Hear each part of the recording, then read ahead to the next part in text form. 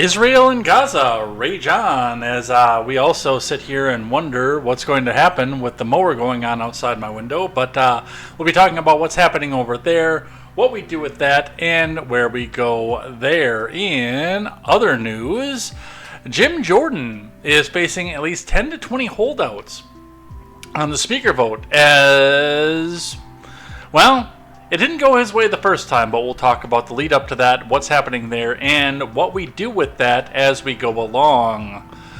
Student loan forgiveness. Well, that's still a dream that the Democrats are going for, but the payments have resumed, and now the Biden admin is trying to use that as a way to get a whole slew of other things in and going as we go.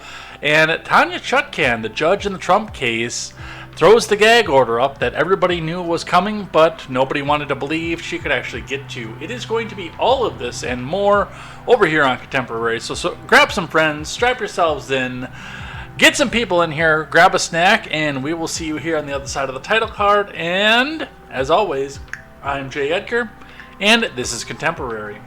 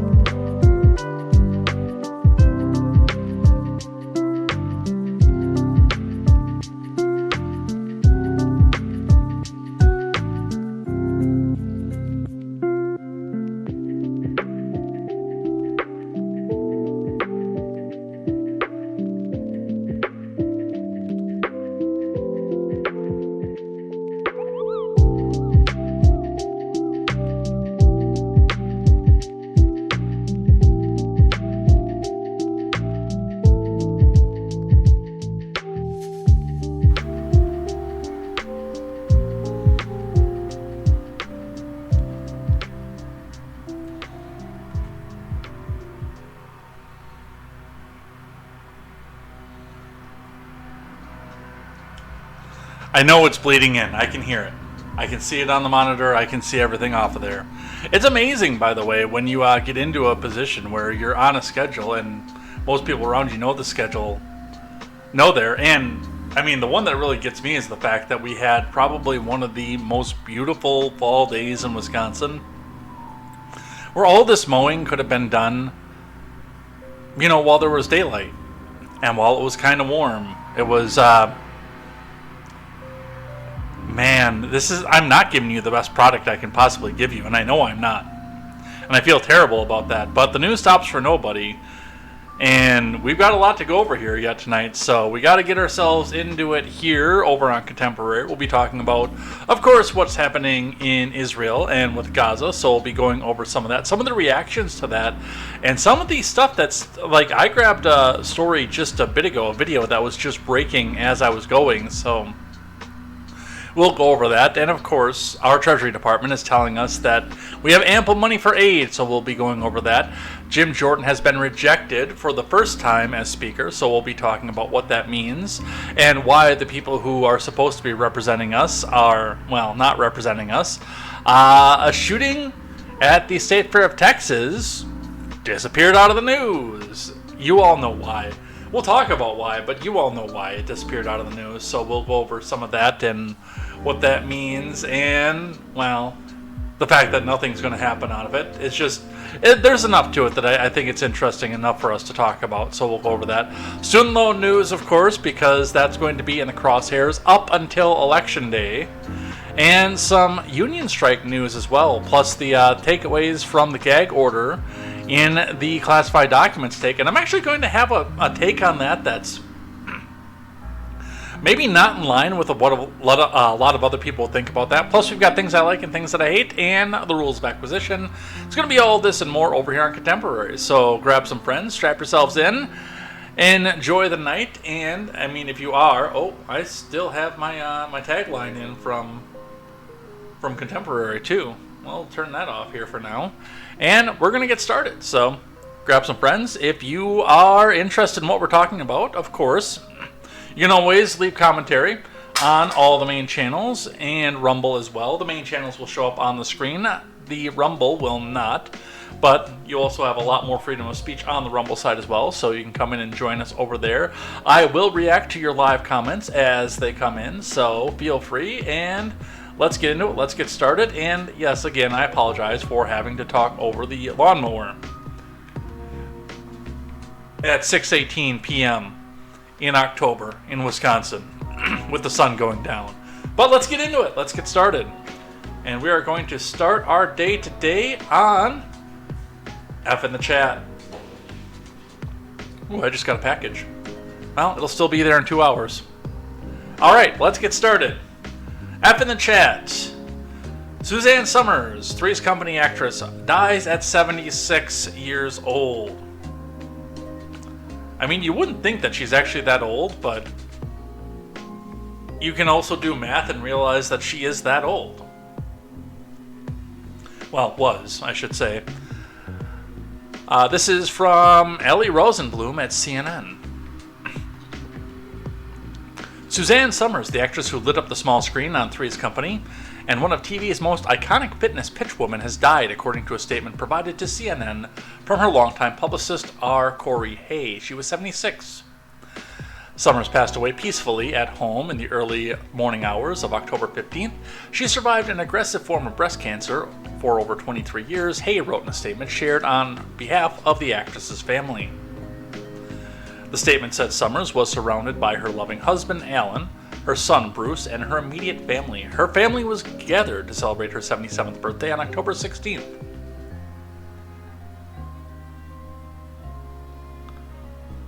So she made it one day away.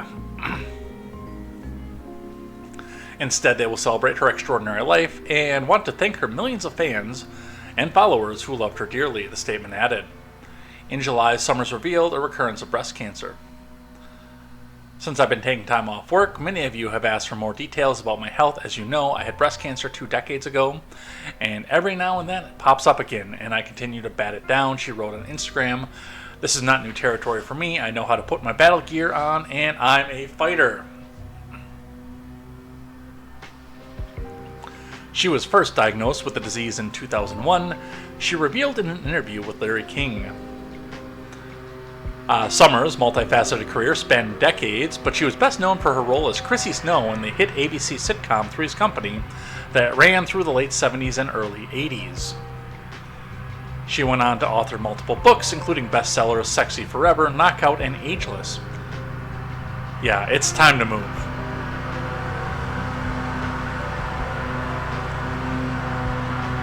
Give that one a second. Right up against the window.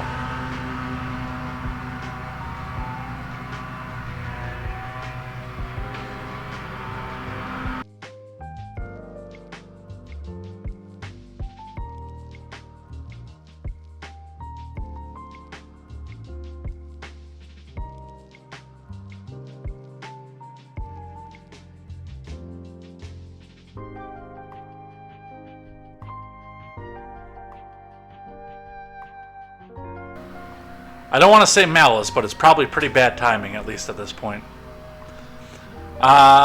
She went on to author multiple books, including bestsellers Sexy Forever, Knockout, and Ageless.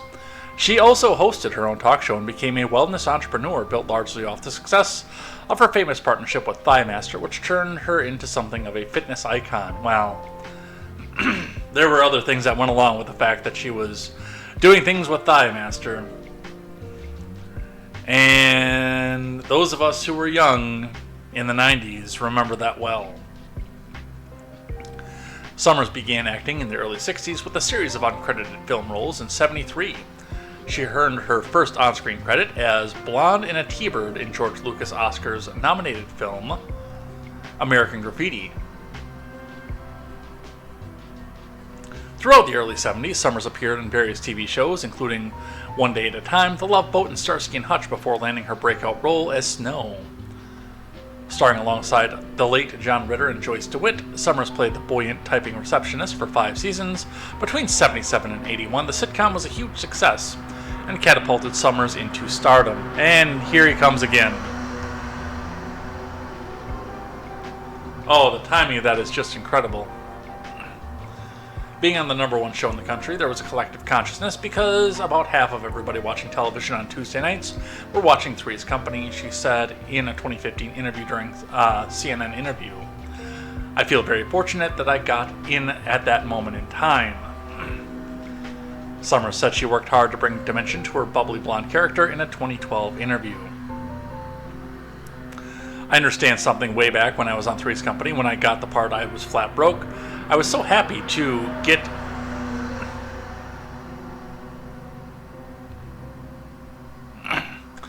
the part, but I kept thinking, dumb blondes are so irritating. How do I make her likable? I think I achieved that. It took a while for people to realize I was acting. So, and that was, of course, Three's Company. Now, I will be full and transparent that I am way too young to remember Three's Company when it was new. I mean, I've seen the reruns. I understand the premise of everything. But Three's Company went off the air 3 years before I was born. It was actually one of my parents' favorite TV shows from when they were kids. You know, last couple years of high school and into their adult life. It was one of their favorites, but it was a little bit before my time. I remember Summers, of course, as... well, let's be completely honest. She was playing her Three's Company character again, except as a grown-up now, as the mom and stepmom on Step by Step, which was one of my favorites growing up. Dual Helix is here and says, I deleted my internet history and had to find where I wrote down my passwords. Was the FBI knocking their Dual Helix? Some things that maybe you weren't supposed to be letting them in and see? I'm just kidding, of course, we all have that kind of stuff. Yeah, I remember Suzanne Summers and basically, again, playing Chrissy Snow again, except in adult form, as Carol Foster, well, Carol Lambert and Nate Foster in the ABC sitcom Step by Step, which also launched my young childhood crush, Christine Lakin, into stardom as well. But I mean, that was what I remembered her for, and remembering a lot of the jokes that I didn't understand at the time. I mean, I do the same thing with Home Improvement at this point. I watch Home Improvement and think to myself, man, I don't understand most of these jokes. Or, well, I understand them now, but I didn't at the time. So that's where she was at. And I mean, she did do a fantastic amount of acting throughout the entirety of her life. So Godspeed to Suzanne Summers, wherever she winds up. And an F in the chat for the late actress and the fantastic career that she had. Hey, I think he's done. Maybe probably pretty close. I'm surprised again he's still going. It's getting dark out there. Alright, and, well, that's all the pop culture we have. Just get a second to clear my throat. I think I might be getting sick.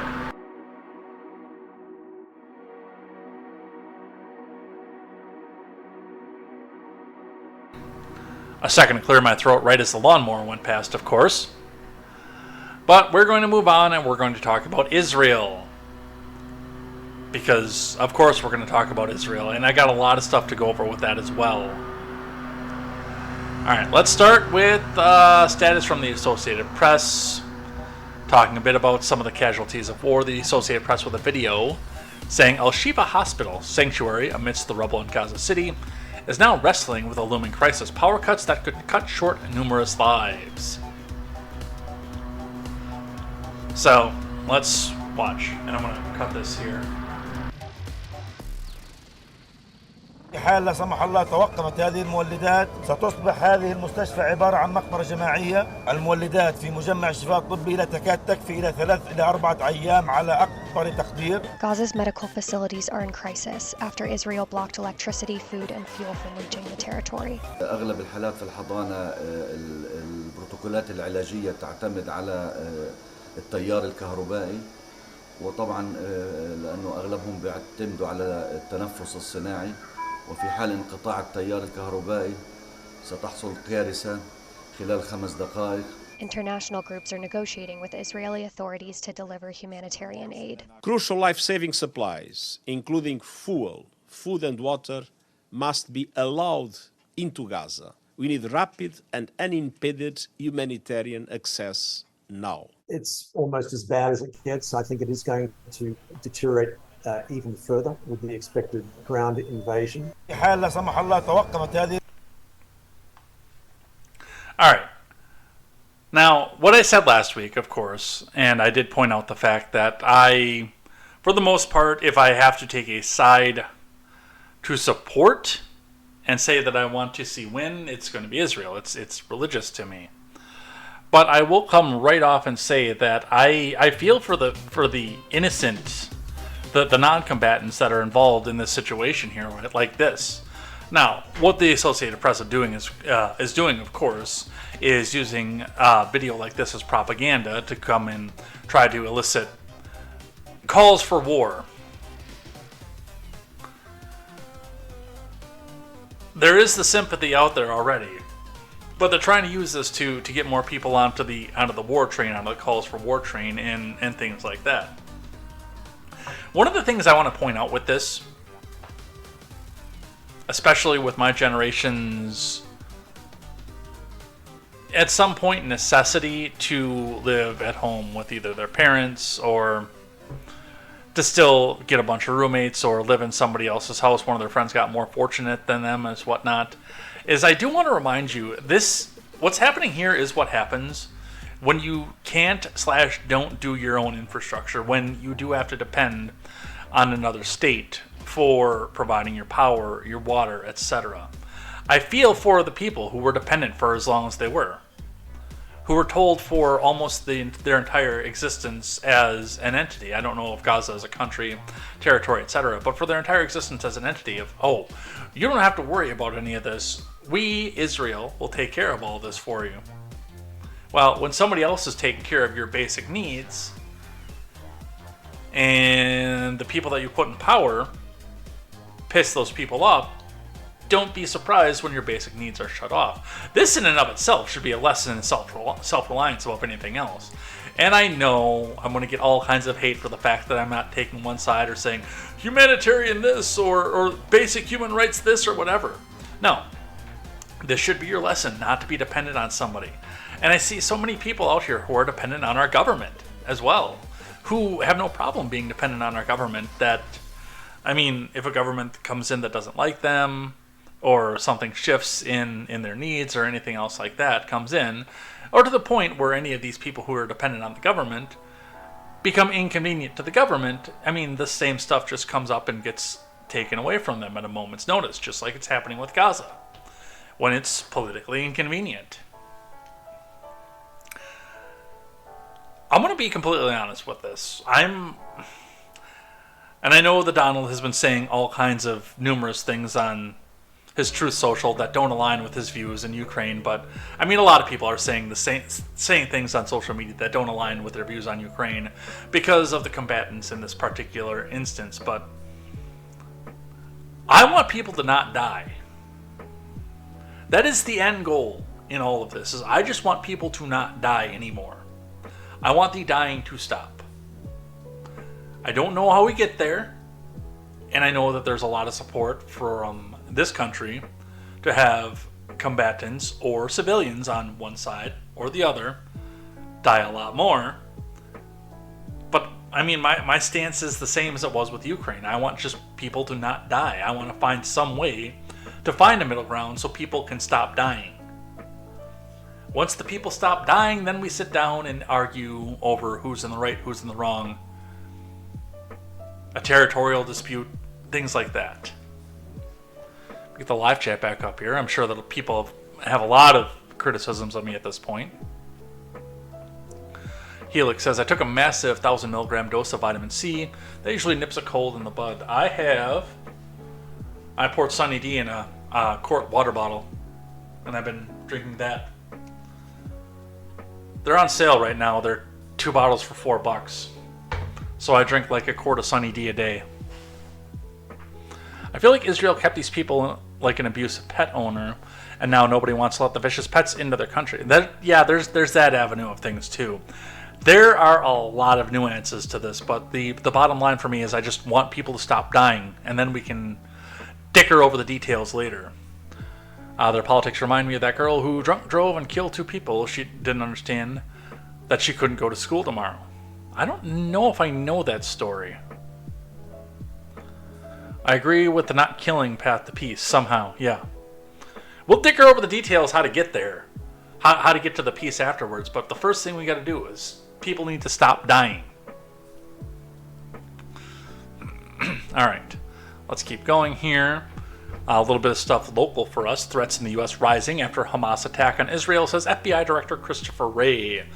Some of this is propagandistic as well, by the way. Some of this is not necessarily what's happening in this country. Threats in the U.S. have been rising since Hamas invaded Israel a week ago.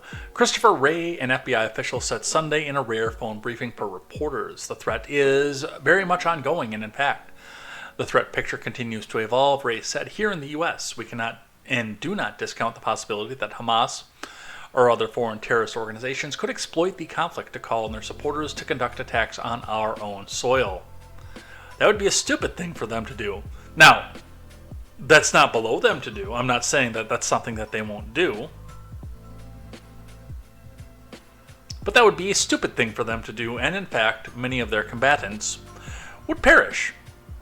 They would unfortunately take a lot of people in this country with them, but many of their combatants would perish. Remember, we live in a country that has literally more guns than people.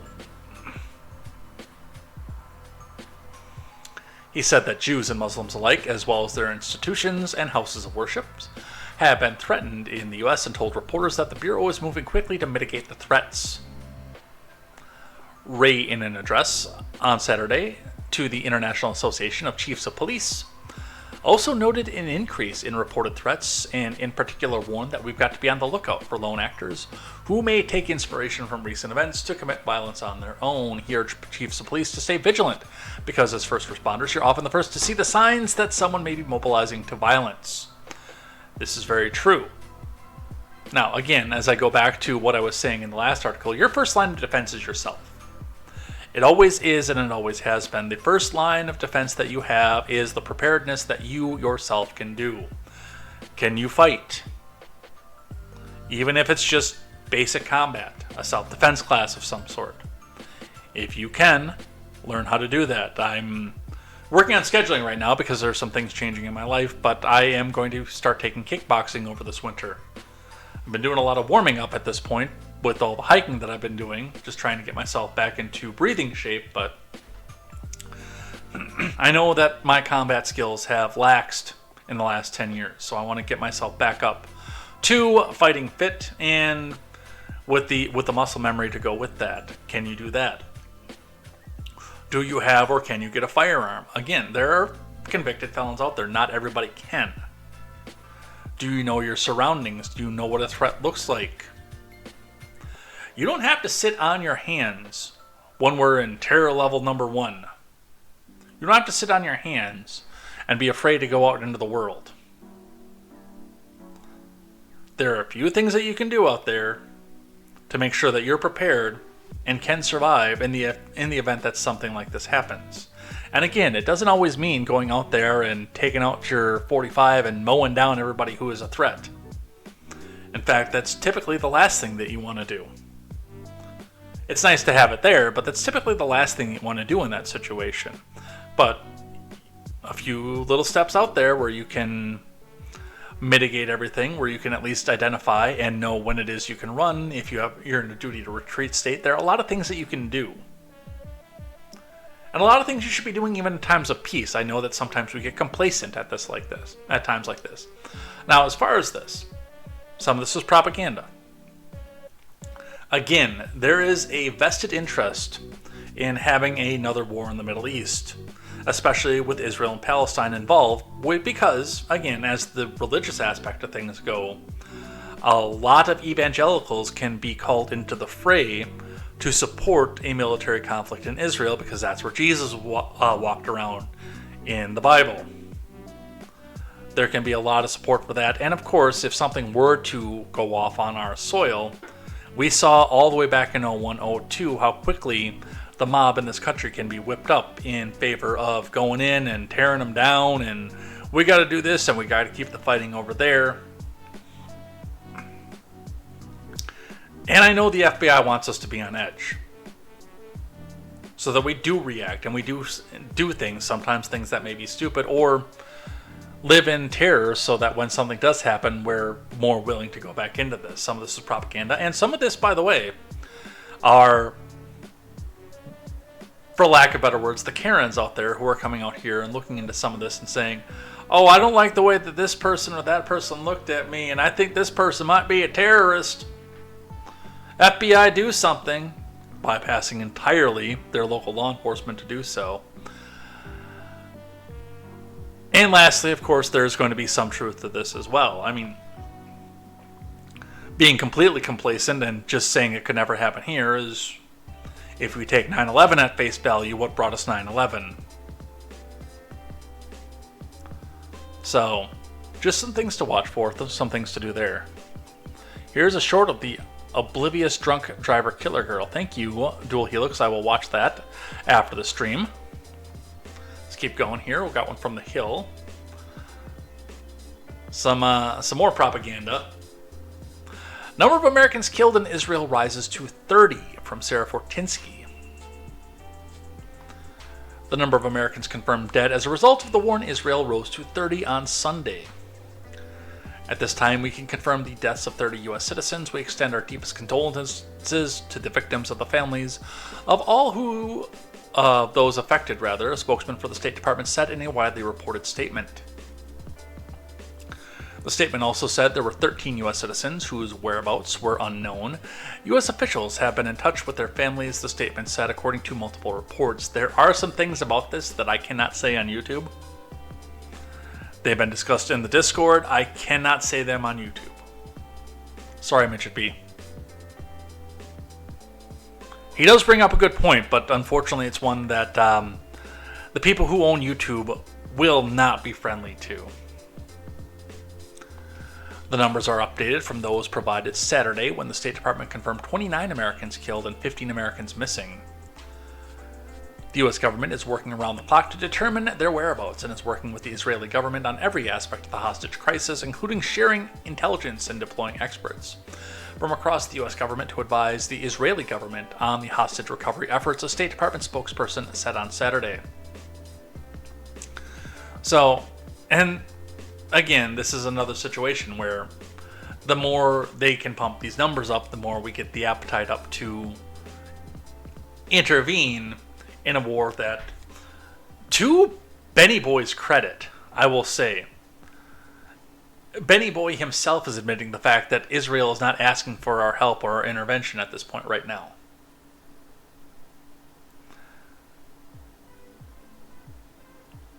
And as long as it doesn't become a regional thing, I can actually probably pretty safely say that they're going to keep going that way. Unless they start losing, but I mean, they hold all the cards in the situation that they're in.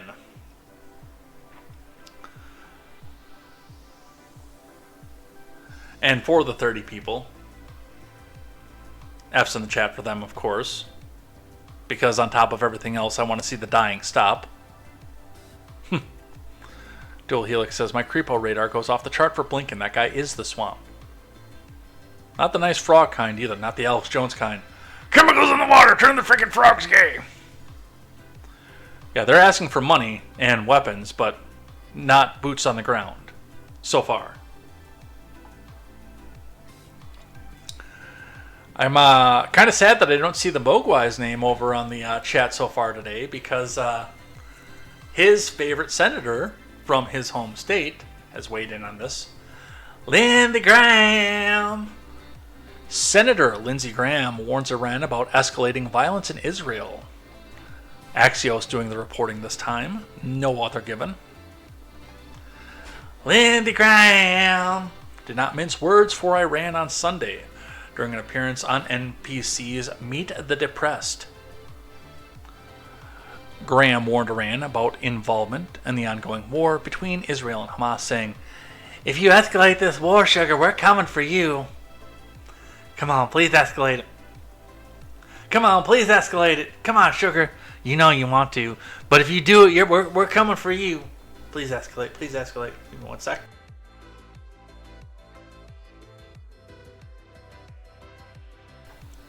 Sorry to the Instagram users for your ears. I can shut it off on the main channels, but not Instagram. And I think I actually might be getting a bit of a cold here, so. Where did my Sunny D go? There it is. Graham's warning came hours after Iran, by a message from the UN, told Israel it would intervene if the nation moved forward with its planned ground operation in the Gaza.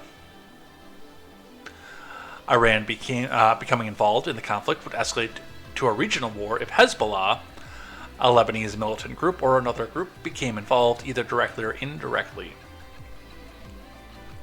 Iran has funded both Hezbollah and Hamas in the past, though Hamas' links to the nation are much more tenuous than Hezbollah's. Let's, as we always do, let's go pull out the map. Just to give you an idea of who will all be involved in this, and the logistics of getting Iran involved. So, as the Middle East stands right now, we have Iran over here, which runs basically the land bridge that comes out of the Middle East into what is technically fully Asia. Afghanistan, Pakistan are not Middle Eastern countries. No matter how much the people on the news in 2003 wanted you to believe that they are more Asian countries, but Iran is basically the land bridge that puts the Middle East over into Asia. Now, some things to look at with that. Iran and Israel are not neighboring. They do not touch at any point. And in order for Iran to put military might into Israel, there are a few things that would have to happen. Number one, they would have to cross Iraq, which is allied with us currently,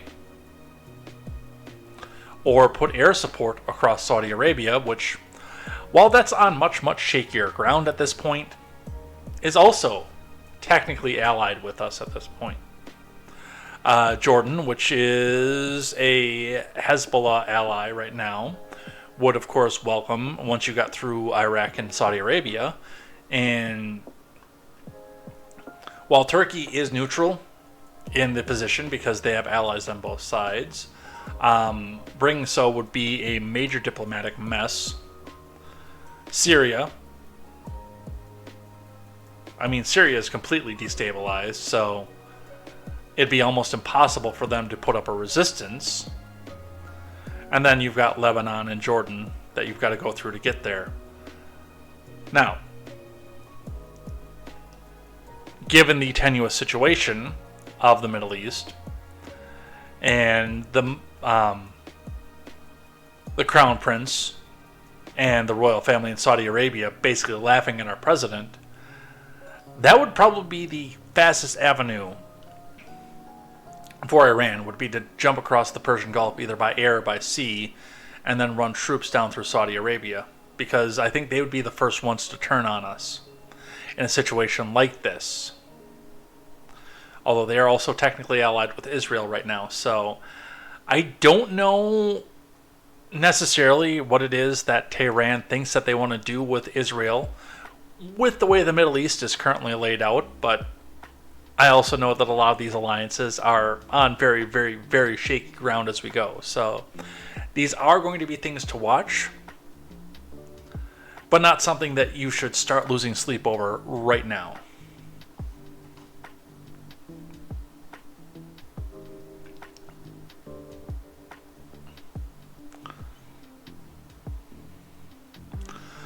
Here's my message. If Hezbollah, which is the proxy of Iran, launches in a massive attack on Israel, I would consider that a threat to the state of Israel.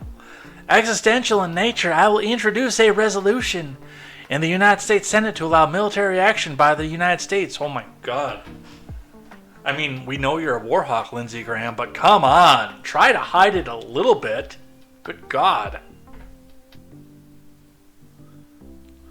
To allow military action by the United States in conjunction with Israel to knock out Iran out of the oil business, Graham said. Now, mind you, it's sitting on the second largest oil field in the Middle East, so I don't really know how you would knock them out of the oil business, but go on, asked by Kristen Welker. if he would declare war on Iran, Graham said he's poised to use military force to destroy the source of funding for Hamas and Hezbollah. Which, without even having to say yes, everybody and their brother knows that Lindsey Graham has never met a war that he did not like. Partially because he is mostly funded by defense contractors. The idea that Iran read about this operation in the paper or on television is laughable. 93% of Hezbollah and Hamas's money comes from Iran, Graham said. They're the source of the problem. They're the great evil. So if Hezbollah escalates against Israel, it will be because Iran told them so. Then Iran, you're in the crosshairs of the United States and Israel. Worth noting, speaking on CBS's Face the Nation on Sunday, Jake Sullivan said Biden's order to send 2 aircraft carriers to the eastern Mediterranean was done to send a very clear message of deterrence to any state or any actor that would seek to exploit this situation. That was not Biden's decision either. I believe that was Milley's decision. Now, Biden's going to get the credit for it, but he doesn't know where his pants are. I don't think he knows where the Persian Gulf is. So, Lindsey Graham, everybody. You know who else is weighing in on this one here? Volodymyr Zelensky. Zelensky calls on world leaders to visit Israel in solidarity to deter a Third World War. Mostly because he has to be back in the news. And, by the way, he wound up not going himself because time is not right. And I wish I could say I was making that up. From Laura Kelly. Ukrainian President Volodymyr Zelensky encouraged world leaders to visit Israel in a show of solidarity with its people and to deter further aggression, saying it can help save your nation. Zelensky made the remarks on Wednesday on the sidelines of meetings with NATO Secretary General Jens Stoltenberg and head of a meeting on the Ukraine Defense Contact Group, the once-a-month gathering of an estimated 50 nations that are providing military support for Kiev in its defensive war against Russia. But not for very much longer. They've got a better place to put that money now. It was very important not to be alone. Very important, Zelensky said, of support Ukraine received in the initial days of Russia's full-scale invasion of February 2022, Axios reported. Zelensky has asked to visit Israel in show of solidarity. The Hill was unable to independently confirm the request. Oh, he asked. All of his advisors told him you better not, but he asked. Zelensky said world leaders arrive in Kiev from as early as March of 2022, only weeks after the full-scale invasion, and those continuing to visit are an important symbol of solidarity. No, they're an important symbol of we're going to go put our world leaders in the crosshairs and hope that Hamas has a stray bullet out there so we can go pound the rest of Gaza into nothingness. It's kind of like when they launched off that missile that just magically made it over to Poland, the only Russian aggression that got past the Donbass region, and then telemetry found that it was launched from Kiev adjacent, not from Russia.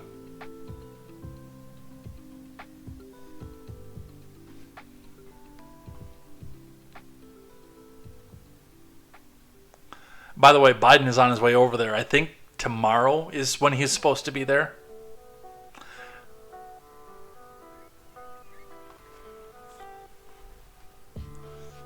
So that's got to be a security nightmare. And from the Times of Israel, with a live update on this, Zelensky wanted to make solidarity visit, but was told the time was not right, according to reports. Yeah, this guy is about to get shoved to the side. Volodymyr Zelensky asked to make a solidarity visit in the wake of the Hamas onslaught on Israel, but was told the time is not right, Hebrew language media reports. Zelensky issued a strong defense of Israel after the assault, saying that Israel had an unquestionable right to defend itself from attacks on Palestinian terrorists. Terror is always crime, not just against one country or specific victims, but against humanity as a whole. Now please send me more money, he said. Yeah, no. This was a thing of him just trying to get himself back in the news, so he kept his money. Let's keep going from ABC 7. A little bit of hometown stuff here. Mr. Chuck U. Schumer in the news, both on this side of the ocean and the other. From ABC 7 Eyewitness News out of New York City. Dozens arrested protesting near Schumer's home. Pro-Palestine demonstrators march on Midtown. Protests erupted outside Senator Schumer's Brooklyn home on Friday. Thousands took to the streets, calling on the majority leader to push for a ceasefire between Israel. Is he still the majority leader? Without Feinstein there? Oh, no, they already replaced her. To push for a ceasefire between Israel and Hamas to prevent any further loss of life. Many of the protesters were Jewish, some even holding a banner that read, "Jews say stop the genocide of Palestinians." That is the minority opinion among that community I've noticed. I cannot confirm that independently statistically, but from what I've noticed on the media, that is the minority opinion among that community. A total of 57 were arrested, including 2 New York State Assembly members, Zoran Mamdani and Marcela Matenes. Also among them were rabbis and descendants of the Holocaust survivors, holding banners that read, "Jews say stop the genocide of Palestinians," and blocking the entryway to Schumer's street. Mamdani and Matenes were both issued C summonses for blocking vehicular traffic. We've got Mamdani's statement tonight. "I was arrested with 100+ Jewish New Yorkers from JVP Live, JRE, JNYC, and If Not Now org, calling on Schumer to publicly support a ceasefire in Gaza." But again, you see, war is good for business. As the war drum beats across the U.S. and Palestinians continue to be killed indiscriminately, now is the time to stand up.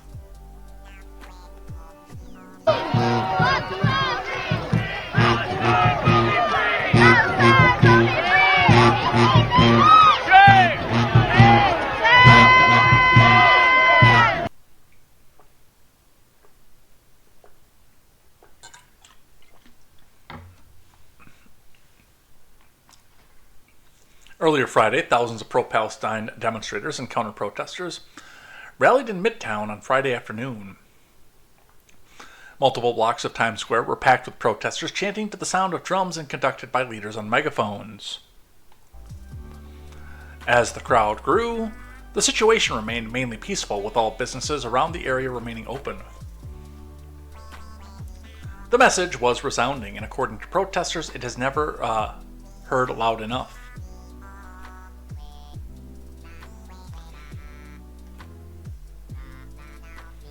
The violence and unrest overseas leading to protests in our area throughout the day. Tonight in Brooklyn, dozens of people were arrested. They were protesting near Senator Schumer's home, trying to stop what they're calling a genocide of Palestinians in Gaza.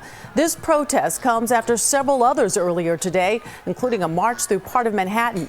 Eyewitness News reporter Safan Kim has that part of our coverage. On this International Day of Action, thousands of pro-Palestinian protesters spilled into the street with a message for the Israeli consulate. For the river to the sea! From the river to the sea! Palestine will be free! Palestine will be free! Resistance, they say, does not mean terrorism. Palestinians first opened their arms to accept the Jewish people when no one else would. They gave them water, food, they gave them their land, and then they took over. It's about humanity, it's about people. Regardless of where you're from, regardless of your religion, people are being killed. Protesters. Well, that is not exactly how that happened either. There was a third party involved in that. It was not Palestine opening their arms to the Jewish people by any stretch of the imagination.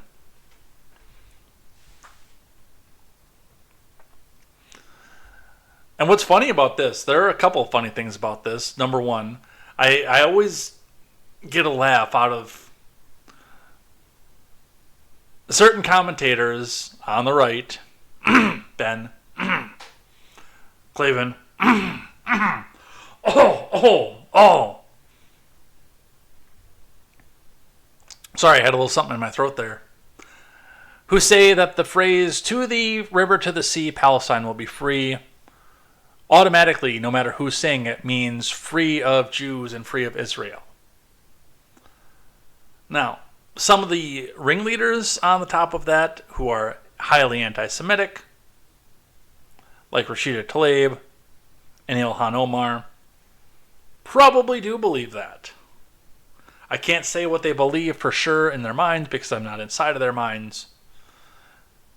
But they probably do believe that. But your average college student who's chanting that has been told that it just means that they'll be able to be free of the oppressors of Israel. That they'll be able to live in existence like we have in these United States. That's not true either, but when most people chant that, it's not hate speech, it's not calling for genocide, it's not calling for anything else.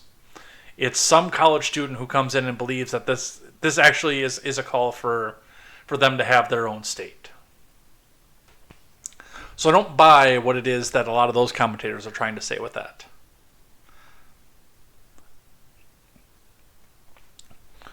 What we're here to say today is that the intention of that genocidal violence is to break the spirit and resistance of the Palestinian people, said Khalim Hawa with Palestinian Youth Movement. Many of the crowds condemn the killing of civilians, but they also condemn complicity in what they say has been the slaughter of Palestinian people for decades. Resistance, they say, does not mean terrorism. Palestinians first opened their arms to accept the Jewish people when no one else would. They gave them water, food, and they gave them their land. And then they took over said Farah, which again, as I said when that video was playing, that is a very, very bastardized account of what happened in that particular situation.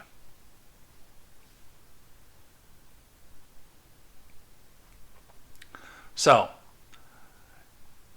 you get protected as freely speaking if you protest outside of a judge's house because he might not let you slaughter your child. But if you protest outside a Democrat senator's house, you're going to jail.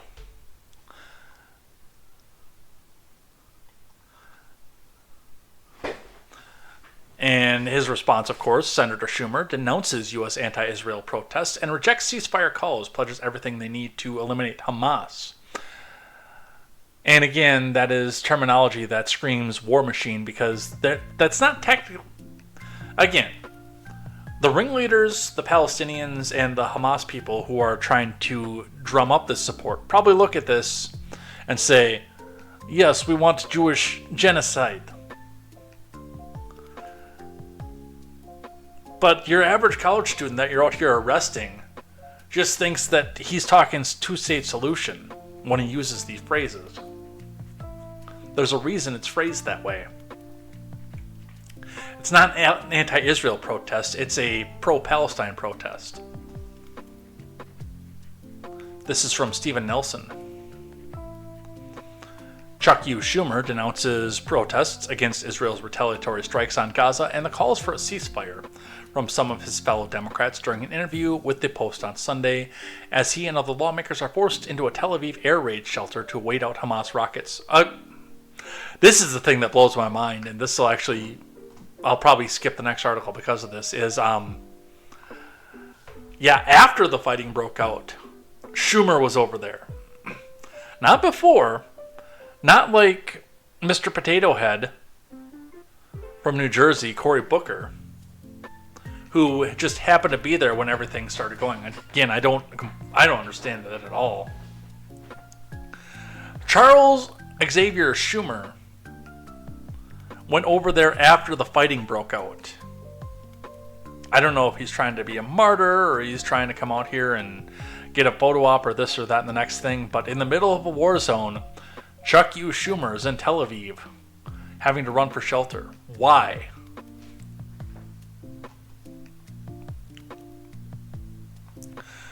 The New York Democrat said he'd work to ensure that Israel has everything they need to totally eliminate the terrorist group from the Gaza Strip, adding that he feels vindicated in opposing former President Barack Obama's release of money to Iran in light of Tehran's aid to Hamas. If the threat of Hamas is not eliminated, they will do it again, Schumer said when asked specifically about House Democrats, including fellow New York Congressperson Representative Alexandria Ocasio-Chavez Twitch calling for a ceasefire following the terror group's surprise attack on Israel. The Senate leader's trip came just a week after, not before, after Hamas launched its stunning unprecedented attack in southern Israel on October 7th, murdering at least 1,300 people, most of them civilians. And again, they call it an unprecedented attack, even though we do this every 2 years.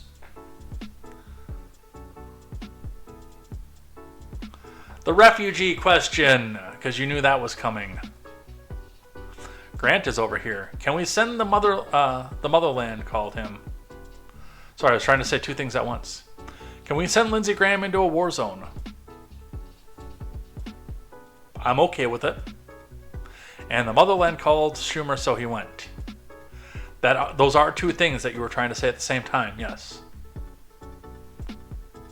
And over on Rumble's side, Dual Helix says Zelensky's about to become scapegoat status. I want to talk to my friend Sewell about that and see what he thinks about what's going to happen with Zelensky, because, yeah, now that we've got somebody else to pay attention to,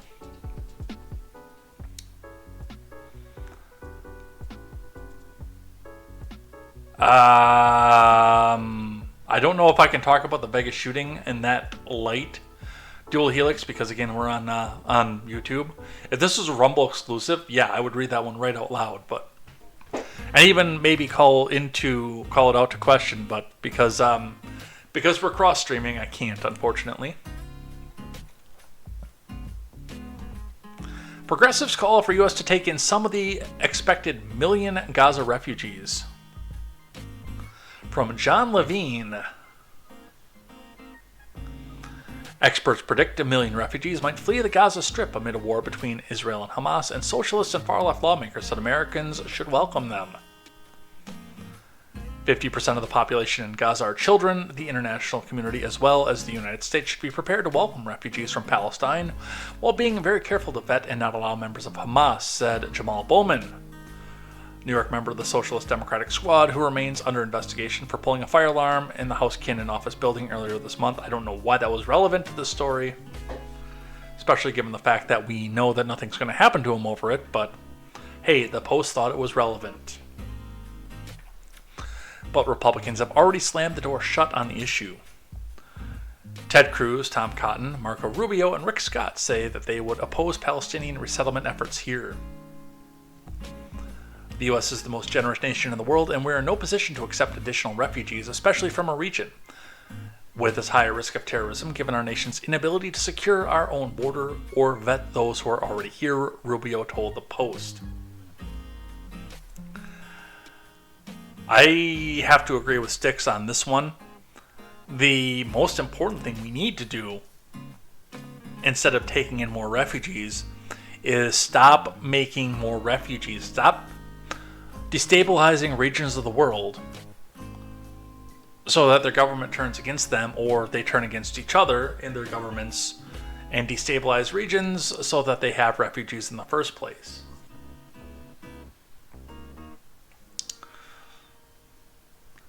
Rick Scott added that the entire focus of the U.S. right now should be on rescuing American hostages and making sure that Israel has every resources needed to defeat Iran-backed Hamas and defend its homeland. Which, by the way, means your taxpayer money.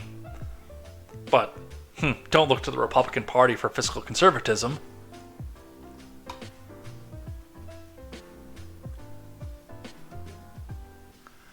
Cotton said Iran should take responsibility for any Palestinian refugee caused by its proxy war with Israel. Iran is responsible for the death and destruction. It should be responsible for refugees as well. Now, that's not proven, by the way. So I cannot get behind what Cotton said about the first part, that Iran was the one that did this. But what I will say is that if they are in support of the Palestinian region, then yes, they should be the ones that take on the refugees, number one. It's a similar climate. It's a similar culture. They practice the same predominant religion. And these people would actually fit in much better in Iran than they would in the United States. Than having to learn a new language, than having to learn to deal with a new climate, especially if they come up to the Midwest, where a lot of them usually do settle, than to have to come to new schools, learn a new way of talking, things like that. Whereas they have a much closer home, where they can probably pretty easily go back to their home if it does stabilize back in the region. Can't say that with a straight face. But also speaks the same language, has the same culture, has the same religion. I would be all for pushing Tehran to take on some of these refugees rather than the United States.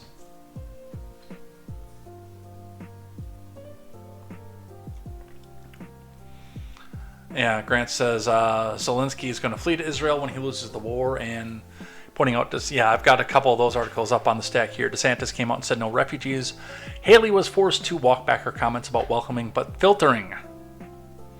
Helix is out of here. Take care. Have a good night. The U.S. took in 25,465 refugees from around the world in 2022, a 123% increase from 21, according to State Department records. Surprise, surprise there. So, and unfortunately, we probably are going to be taking on a lot of these people.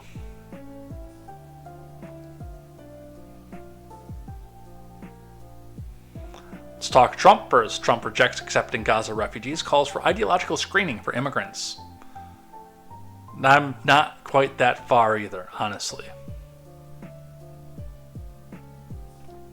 From Brett Samuels.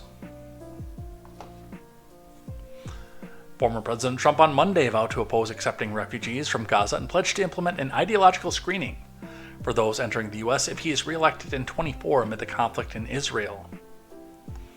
Trump was in Iowa for a campaign event on Monday, including a rally in Clive, where he addressed the violence playing out in the Middle East in the wake of the Hamas terrorist attacks that left more than 1,000 Israelis dead and has sparked fears of a growing humanitarian crisis in Gaza. We aren't bringing anyone in from Gaza, or Syria, or Somalia, or Yemen, or Libya, or anywhere else that threatens our security, Trump said, according to prepared remarks. Next, we will implement strong ideological screening for all immigrants to the United States, he added. If re-elected, Trump said he would seek to bar those who empathize with radical Islamic terrorists and extremists, as well as communists, Marxists, and fascists, from gaining residency in the United States. Some of that he cannot do without an act of Congress, who is in no way going to get behind any of that. Some he can. Most of it he can't.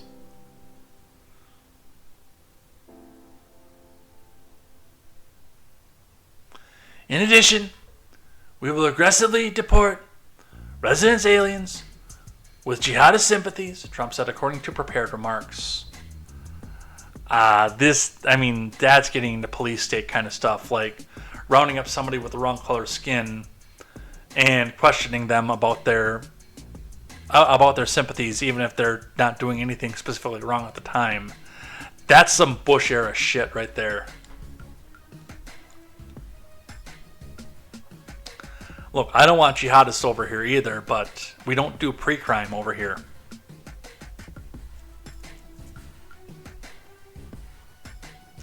Trump also reiterated his intention to reimpose a travel ban that targeted several majority Muslim countries that was put into effect while he was in office after facing several court challenges. That I'm okay with, especially the countries that were on the list that did not have any sort of record-keeping process in place that we could use to go and vet. That's something that I'm A-okay with.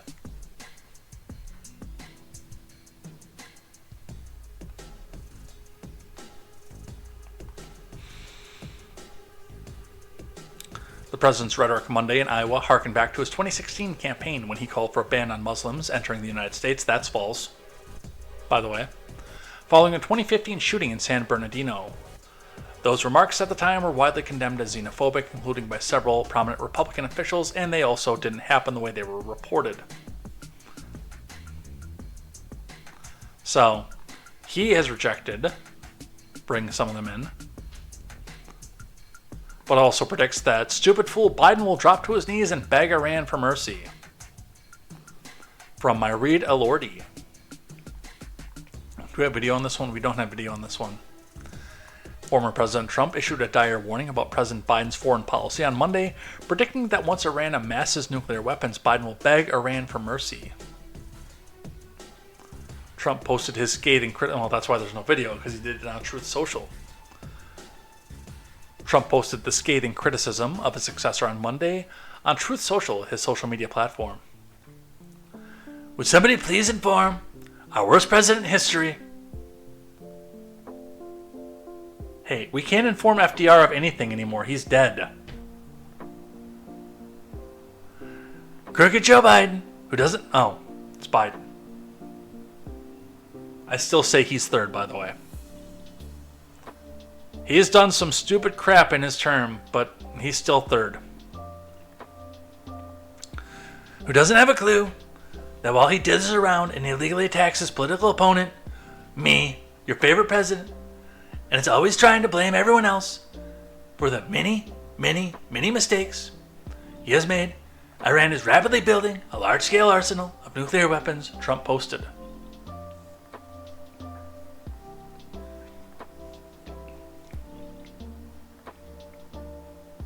Trump added that negotiations will screech to a halt once Iran has built up its nuclear arsenal, imitating what he said will be Biden's manner afterwards.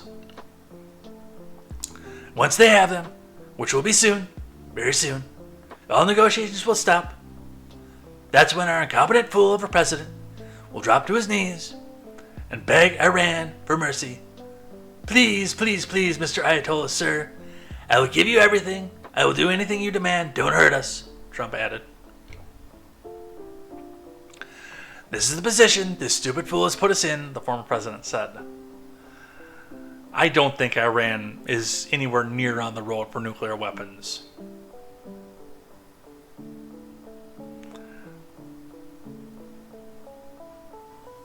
I think that they can have nuclear weapons. I think that they can do it. I don't think it's going to be in Biden's lifetime.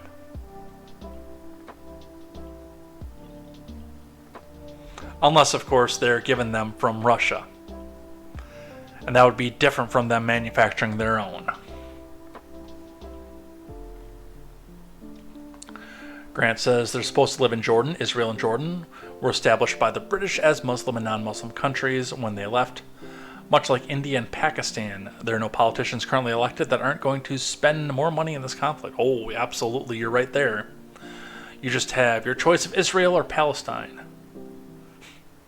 Yes, no, I know where you're at, Grant. Base banning all the communists. I might not be able to say that on YouTube.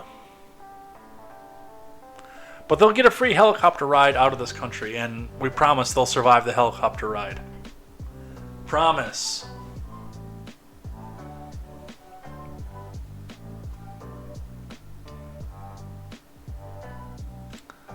So, there's that. As was mentioned in the chat, DeSantis says U.S. should not accept refugees from Gaza.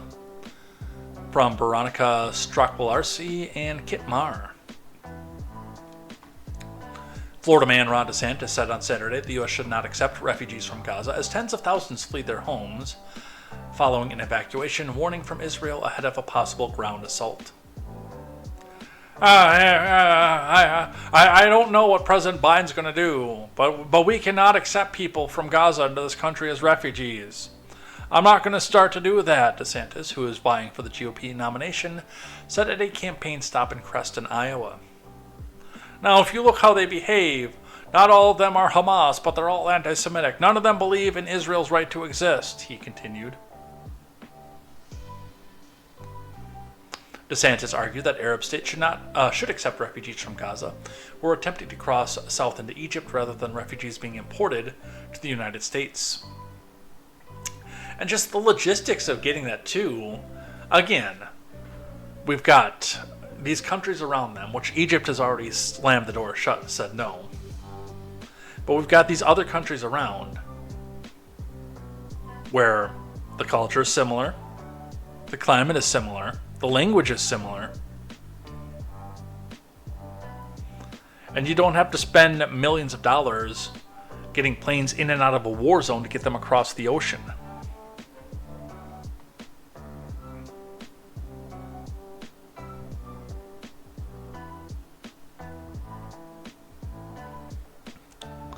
DeSantis' characterization of Gaza residents is not supported by public polling on the issue. Well, you can make a poll say anything that you want.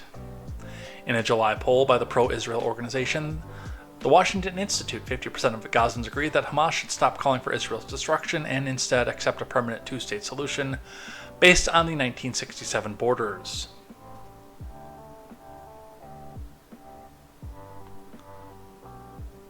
Well, we'll see, because we have enough people in this country that are willing to go back and do anything it takes. And a little bit of a funny one here from Andy Ngo, proving that the BLM people and the pro-Palestinian people have no idea what happens at a white supremacy rally. Not that they really have rallies. If you see a white supremacy rally, it's usually dotted with FBI agents. But let's have a listen. So don't let them get it twisted. This is not complicated. When you go to a Black Lives Matter rally, you see Palestinian flags. When you go to a white supremacy rally, you see Israeli flags. This is not complicated. Alright, I gotta explain something to you here. And I know that, and I don't know who this gentleman is, but I know that this gentleman's probably never ever going to hear my voice, but by nature of me doing news commentary from an independent government adjacent to a right-wing perspective, a lot of words to get around me saying, I'm around white supremacists.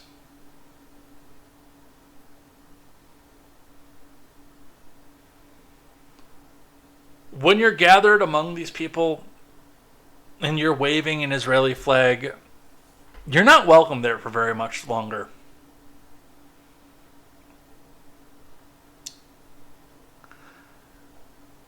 As far as the Israel question goes, and I'm not saying, I'm saying Israel question, not JQ. YouTube, don't ban me.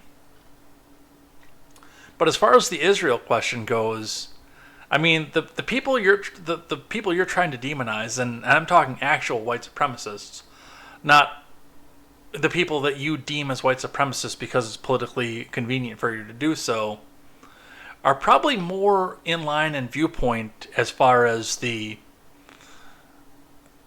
Israel goes. They're probably more in line with you than they are with Israel. That's a neocon position, not a white supremacist position. Trust me, I know. I don't necessarily want to know, but trust me, I know.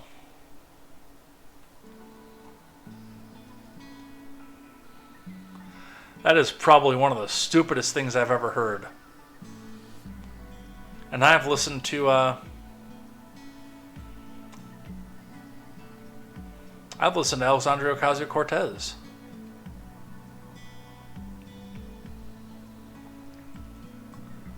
Biden tells 60 Minutes that Israeli occupation of Gaza would be a big mistake. Trump slams the interview from Irit Elori over at the Daily Wire. I think it'd be a big mistake, Biden said on CBS's 60 Minutes broadcast Sunday evening. CBS spoke to Biden on Thursday.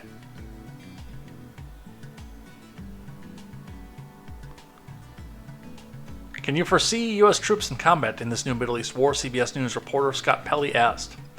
I don't think that's necessary. Israel's one of the finest forces in the country, man. I guarantee you we're going to provide them everything that they need.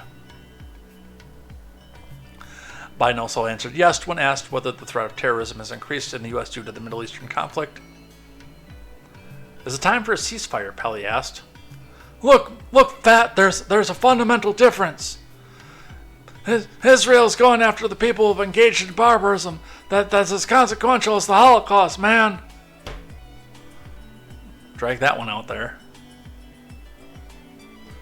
So I think Israel has to respond, man, and they have to go after Hamas. Now, Hamas is a bunch of cowards, and they're hiding behind civilians. I'm confident Israelis are going to do in their power to avoid the killing of innocent civilians.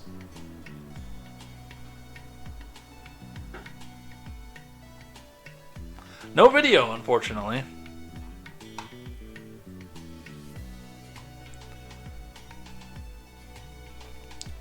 And lastly, before we move off this topic and go on to talk about the speakership, Janet Yellen.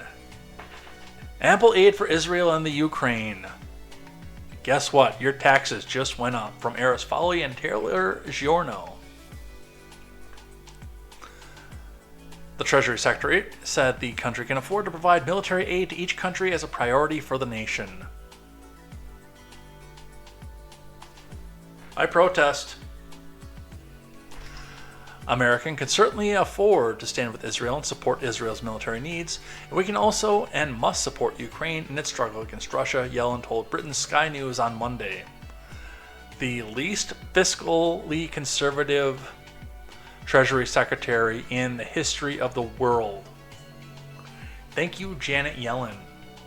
In a recent 60 Minutes interview, President Biden also dismissed the idea that the U.S. could not simultaneously support both Israel in its war against Hamas and Ukraine in its war against Russia. Except for the fact that we're $31 trillion in debt. Of course. But we don't talk about that here. So, there is, in a nutshell, what's going on in Israel right now. Meanwhile, stateside, let's talk a little bit about what's happening here. From the Associated Press, Republicans reject Jim Jordan for House Speaker on first ballot, signaling more turmoil ahead. Talked a little bit about this last week. I might do a one-off video on this as well, just because I want to talk a bit about what's happening here.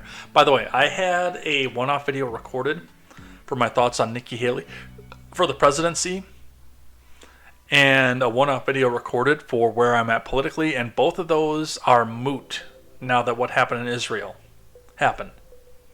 I recorded them, and then the terrorism started, and now I need to change them both. I do want to do a one-off on the speakership and my thoughts on Jim Jordan as well, which I'll go over some of them here. Look at the news, though, first from Lisa Mascaro, Farnoosh Amiri, and Stephen Groves. More turmoil ahead. Republicans rejected Jim Jordan for House Speaker on a first ballot on Tuesday as an unexpectedly numerous 20 holdouts denied the hard-charging ally of Trump, and the GOP majority needed to seize the gavel. Additional voting was postponed as the House hit a standstill, stuck while Jordan works to shore up support from Republican colleagues to replace the ousted Kevin McCarthy. Reluctant Republicans are refusing to give Jordan their votes, viewing the Ohio congressman as too extreme for the powerful position of House Speaker. Second in line to the presidency, next votes were expected on Wednesday. I think Jim Jordan's going to wind up getting in. Now, Jim Jordan would not be my first choice. There are not a lot of people on the congressional floor that I would choose for this position. Massey is one of the few. And even with Massey, I know where the bodies are hidden.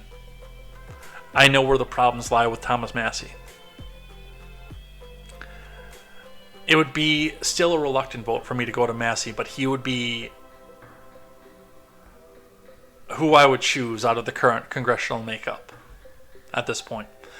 Jim Jordan is popular with a lot of people, and I think he has the knowledge because he has no... What's the word I'm looking for? He has no loyalty. which means he can morph and twist into whatever is going to give him the power. That's part of the reason he stayed in Congress for as long as he has. The problem with Jim Jordan is that I have, of course, is the fact that Jim Jordan is politically in a similar vote to what Ron Johnson is. A lot of people look at Jim Jordan and they only look at his recent couple stints in the House and say that he's major MAGA, he's Trump ally, he's this, he's that, he's the next thing. Jim Jordan is an evangelocon, first and foremost, or at least that's what he ran on to get into office the first time. Like Ron Johnson, he abandoned that post. Well, Ron Johnson abandoned business Republican post, but Jim Jordan abandoned the evangelocon post when he realized it was more politically convenient to say, I love MAGA, I will do whatever it takes for President Trump, come out and vote for me. But he has no political ideology of his own. He just goes to what would give him the most power. And as much as CNN and the Associated Press would like you to not believe that, and Hakeem Jeffries would like you to not believe that, that is the most powerful coalition in the Republican Party right now, and it will make or break the Republican Party in the next presidential election.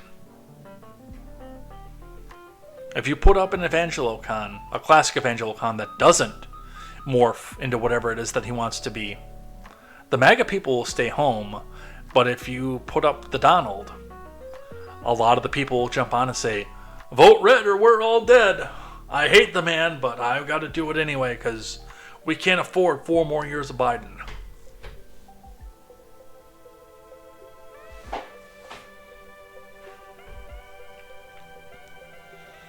I want the establishment holdouts to publicly say what their actual demands are instead of just throwing insults. Yes, I would like that too, actually. Jim Jordan comes from the Freedom Caucus. Yes, because again, that was where it was most politically expedient to do so. Yes. No, I'm not a fan of Johnson. I'm a fan of my Johnson. Again, because we're on YouTube, I'm not going to tell you why I'm a fan of my Johnson, but I'm a fan of my Johnson.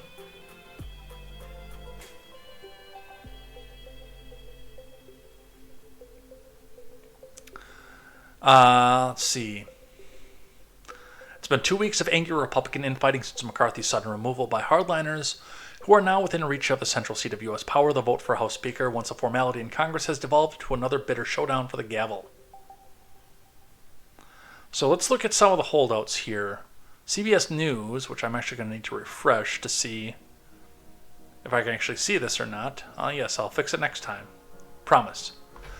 Jim Jordan still facing at least 10 to 20 holdouts as Speaker. Vote looms, Republicans say, from Robert Costa. And like Grant said, a lot of what the holdouts are, it's not people who are necessarily giving a good reason. It's because we can't let MAGA and Donald Trump be the Speaker of the House, because the imagery and what they're trying to push off Jim Jordan is just basically a puppet of Donald Trump. So if Jim Jordan is the Speaker, that means Donald Trump is the Speaker. Jim Jordan, Republican of Ohio, still faces an uphill climb to the House speakership with at least 10 to 20 Republican members who oppose his nomination, CBS News has learned based on background conversations over the weekend with 6 key House Republicans and more than a dozen sources familiar with the deliberations. At least 10 to 20, one of the House Republicans told CBS News on Sunday, while another added that Jordan's support has grown incrementally in recent days but still remains soft. I think they make a pill for that. While Jordan's confidants remain optimistic that he can get to the necessary 217 on Tuesday, which this was written before, so apparently no, he can't do that. When the House is scheduled to bring a vote to the floor, several who are more critical of Jordan privately insisted this weekend that at about a dozen Republicans remain unwilling to support him due to their frustrations over how Steve Scalise of Louisiana was treated during his speaker bid and their simmering anger over the ouster of Kevin McCarthy. They're also wary of whether Jordan can handle the intensity of the challenges facing Congress in the coming months. Scalise, I would give a begrudging support to. He's evangelocon with populist enough views, but like he doesn't pretend to be a MAGA guy because it gives him power. I don't like a lot of his views on taxation, fiscal conservative, conservatism rather, especially spending, because he'll go wherever, again, will give him the most money in his own coffers. But I can give him some begrudging support, not very much.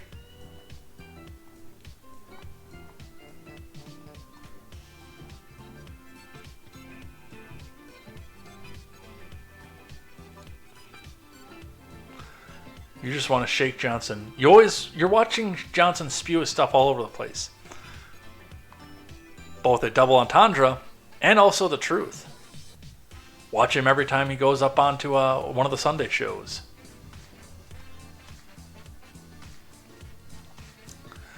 Say what you want, but you guys keep voting to insert your Johnson into Washington. I don't know how he made it, honestly, through.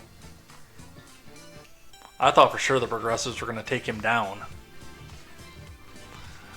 Some of the insults coming as well from CNBC. Google, Amazon, and Apple could see antitrust bills put on hold if Jim Jordan is House Speaker. So this is the he's going to be in big business's pocket kind of thing. If Republican Rep Jim Jordan of Ohio is elected the Speaker of the House, tech giants like Google, Apple, and Amazon could see the push to pass major tech antitrust legislation put on hold. During his speakership, political strategists and industry lobbyists told CNBC. If Jim Jordan becomes Speaker, it's very unlikely that Congress will do anything on big tech in the near future, said John Schweppe, a political director at the conservative American Principles Project. Well, that's probably a good thing, because if they don't regulate big tech, then it makes it easier for small tech to come back up and try to take the guys down, although most of the small tech guys will sell out for money.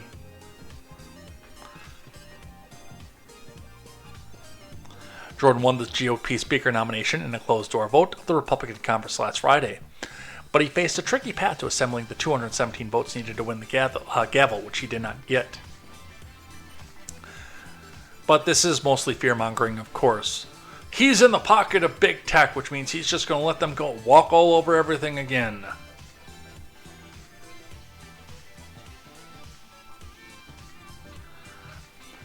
On the other side of the aisle, some rhetoric from Jeffries, House Dem leader, informal discussions underway on speakership mess.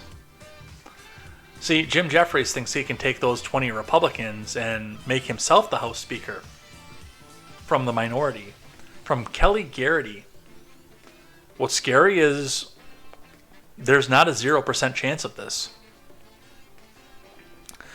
Talks of a possible bipartisan solution to the House Speaker standoff has created chaos in the Republican caucus are underway, Hakeem Jeffries said on Sunday.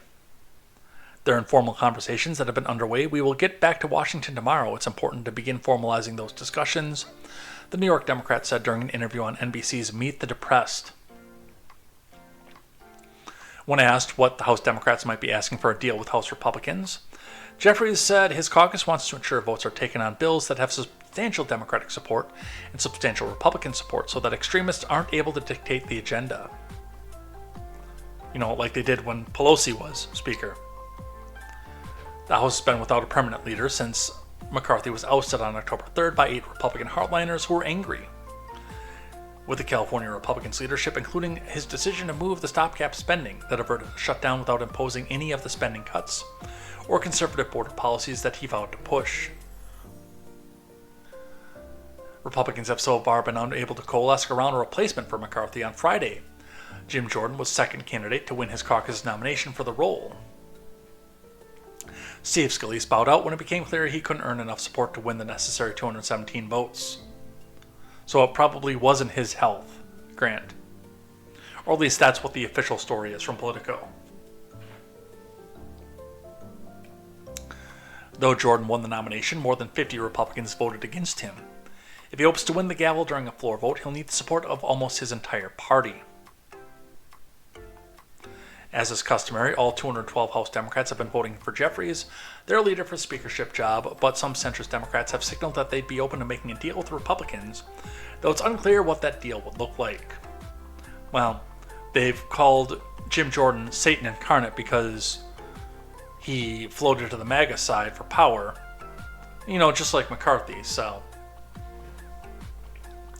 I don't know who they would coalesce around, but it's not going to be Jordan, I can tell you that. It's not going to be Scalise either. What's scary is I don't think it could be Jeffries. I don't think that enough Republicans would cross the aisle to vote for Jeffries. But there are a few reps that I do think could win the speakership as a Democrat in a Republican-controlled House. Because they're not all progressive nut jobs. I can't name any names right now, but I think that there are a few that could do it. I just don't think Jeffries is one of them, because he is of the Progressive Caucus. He is one of the extremists. Scalise has blood cancer and has to undergo chemo, plus, literally being shot by a Bernie bro. And the obvious, of course, from the Hill, Jeffrey suggests Dems wouldn't help nominate extremist extraordinaire Jordan as Speaker. From Steph Danielle Thomas. Again, a part of the reason, and if there does come to be an ouster with Jordan, if he does wind up getting in by some odd miracle, then it'll be like nothing to get him back out, because all the Democrats will vote to get him out, because they can't vote to save him, because they've just spent the last 9 years calling him Satan incarnate. Hakeem Jeffries on Friday reiterated the need for bipartisanship amid the race for Speaker, but suggested the Republicans' most recent choice wasn't the answer. House Republicans delivered Judiciary Chairman Jim Jordan the second nomination. House Republicans have selected as their nominee to be the Speaker of the People's House, the Chairman of the Chaos Caucus. Jeffries told reporters following the vote, referring to the House Freedom Caucus. He argued that the Ohio Republican is also a defender in a dangerous way of dysfunction, and an extremist extraordinaire. So, well, they're going to keep fighting. The only thing that really makes me calm at night is that this man here, it will be a long time before he is the House Speaker.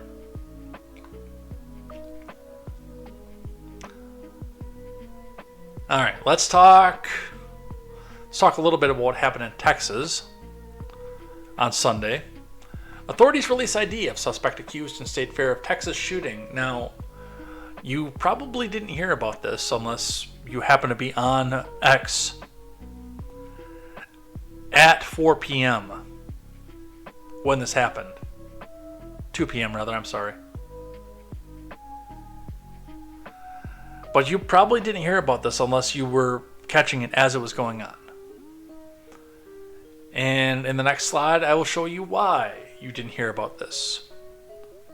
From KSAT.com, authorities release ID of suspect accused in State Fair of Texas shooting.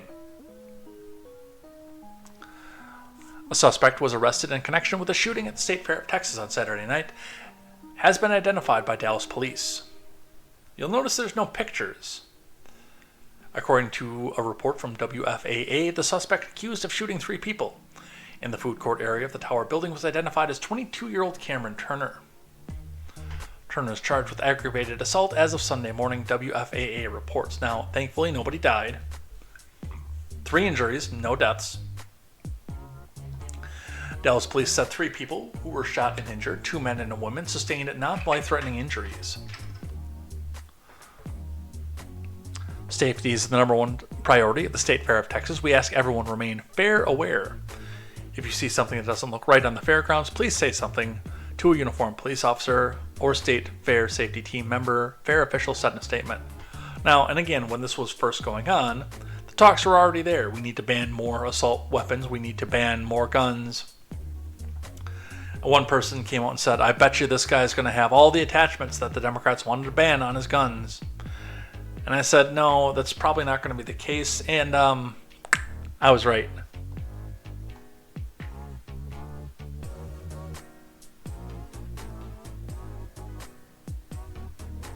State Fair of Texas shooting suspect identified. Witness described chaos after hearing gunfire.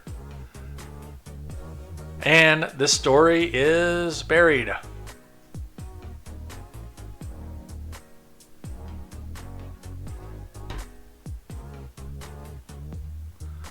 Now, of course, if it had been some white supremacist waving the crooked cross,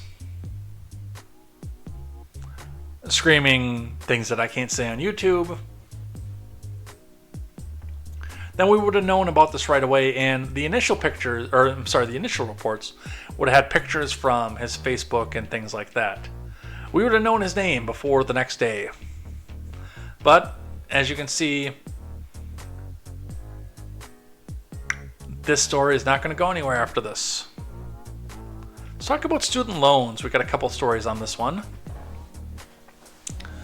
From CNN, student loan payments are back. Here's where some Americans are trimming their budgets. But don't worry, we have a fantastic economy. From Alicia Wallace.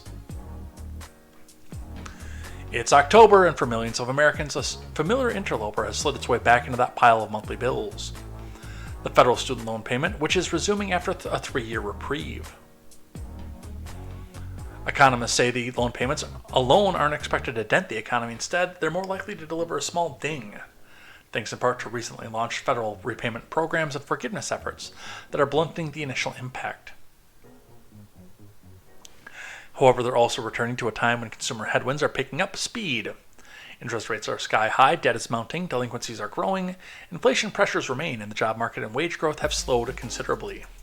It was never high to begin with, but such many households are now having to shoehorn payments that are hundreds of dollars in size into already snug monthly budgets. Something has to give.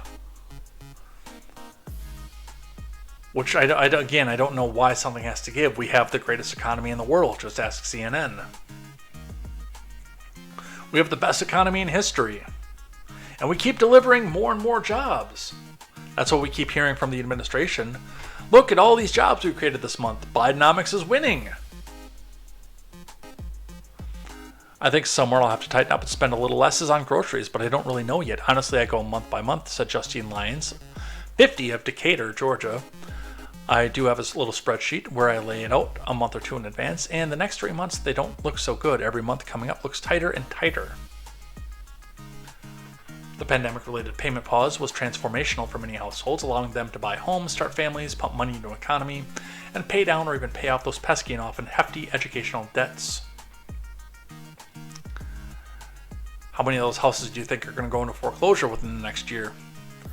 For some households, like the Lyonses, it was helpful in getting food on the table. The monthly sum not going forward into repayment instead was absorbed by the highest inflation the United States has seen since the early 80s. Before the payment pause, Lyons had outstanding student loan debt totaling just under $40,000 and a monthly payment of nearly $300 a month, which is not as bad as some I know, she said. Still, for her situation, being a single mother, for the past 10 years raising 3 daughters now aged 11 to 19, Lyons knows that every penny is spoken for.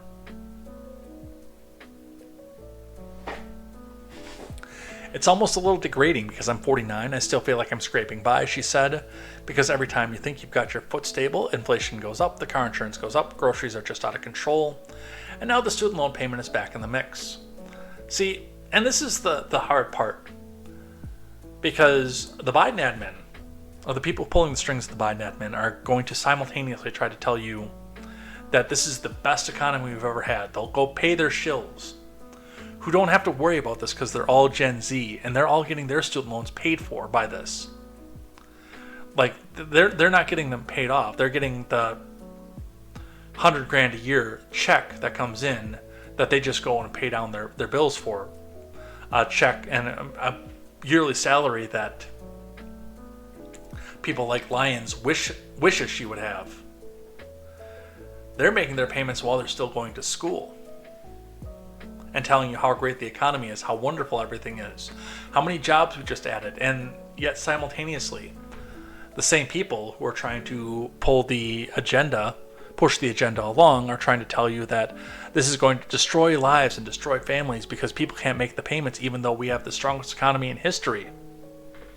It really is a weird dichotomy that we have going on here.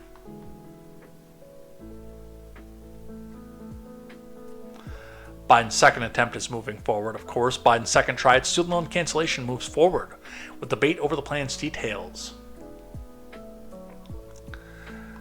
President Brandon's second attempt at student loan cancellation moved forward on Tuesday with the first round of negotiations to help guide the admin into a new plan.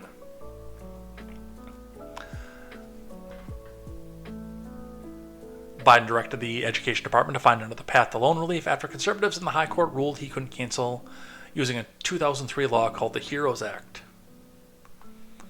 The latest attempt will rest on a sweeping law known as the Higher Education Act, which gives the Education Secretary authority to waive student loans, although how far that power extends is the subject of legal debate. The Education Department hopes to settle the dispute by adding federal rules that clarify when the Secretary can waive student loans. To change those rules, however, the department is required to assemble a committee of outside negotiators to help hash out the details. Again, you got to ask, where's the money going to come from? Because that money is long since spent. And in order to do something like this, it has to come back off the taxpayers. See, and I enjoy the Google service Quora, even though most of it it's become a political echo chamber of people trying to ask gotcha questions and fake questions to either try to get people banned for saying things like, "You stupid libtard," or things like that.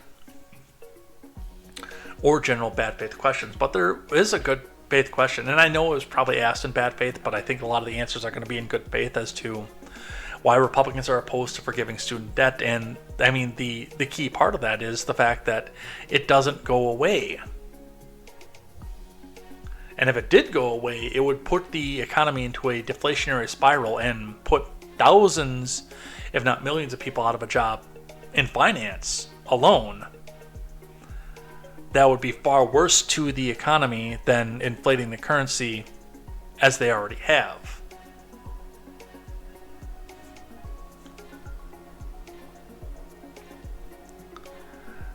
And I'm sure this one's going to fail too. But they're going to try to sneak it in. They're going to try to find some way to do it.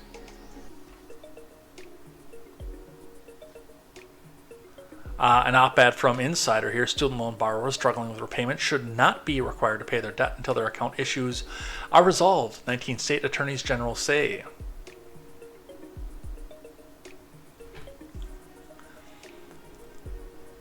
Our group of state attorneys general doesn't think student loan borrowers should have to pay off their loans while struggling to get issues with their balances resolved. Last week, 19 state attorneys general sent a letter to Biden and Cardona, the education secretary, expressing a serious concern with the repayment process and the harm it was inflicting on borrowers in their states.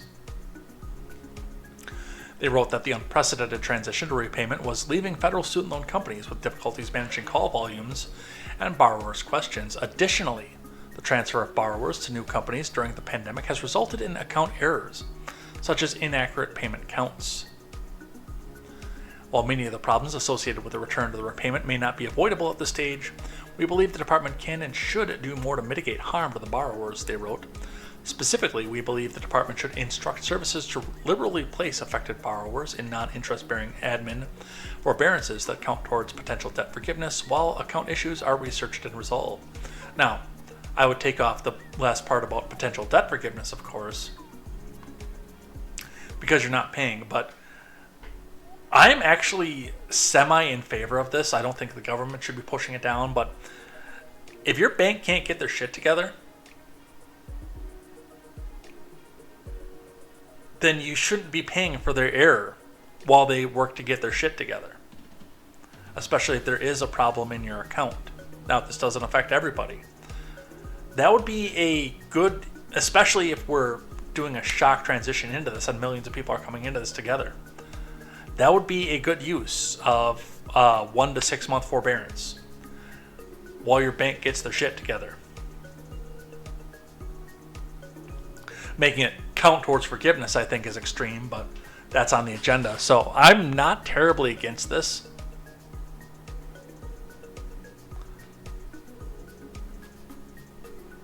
And I think it would be an easy way to take some of the stress off of this for people who are honestly trying to get out of this as well.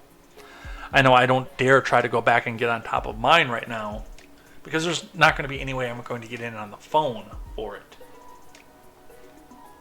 and figure out what to do and where to start things up. Alright, and the last one I want to do with this one. Some of the nation's top colleges are eliminating student loans.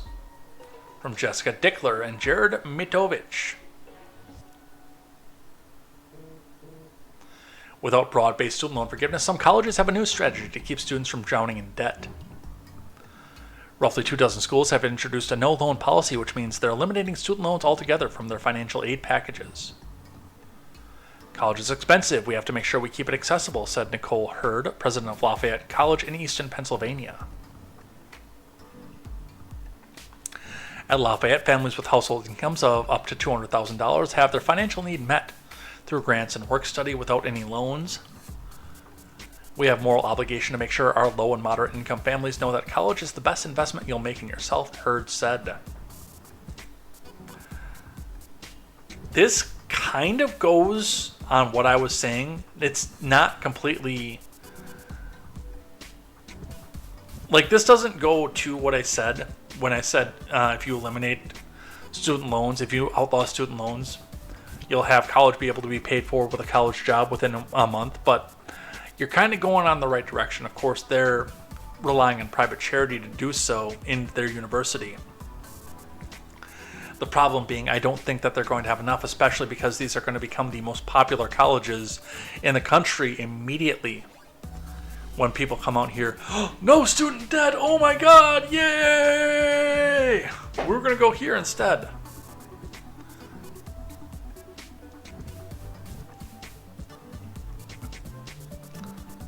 And you're going to have to raise the prices to keep people from just running into there. Because you're going to be out of seats at some point.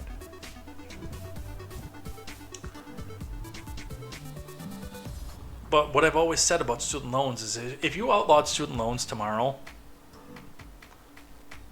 then by fall semester of 2024, you'd be able to pay for college with a part-time job again. The reason for that is because these institutes of higher learning can't function without asses in seats. And if it's cost, I mean, there are not enough rich kids out there to keep asses in seats for anything but the top colleges, the top Ivy Leagues, Harvard, Yale, places like that. The entirety of the reason that college costs so unbelievably much is because they can demand whatever they want for it and the government's going to pay for it, and then it's between you and the government to go back and repay that loan. This is kind of a step in that direction, but it's in a messy situation, and I don't think it's going to work.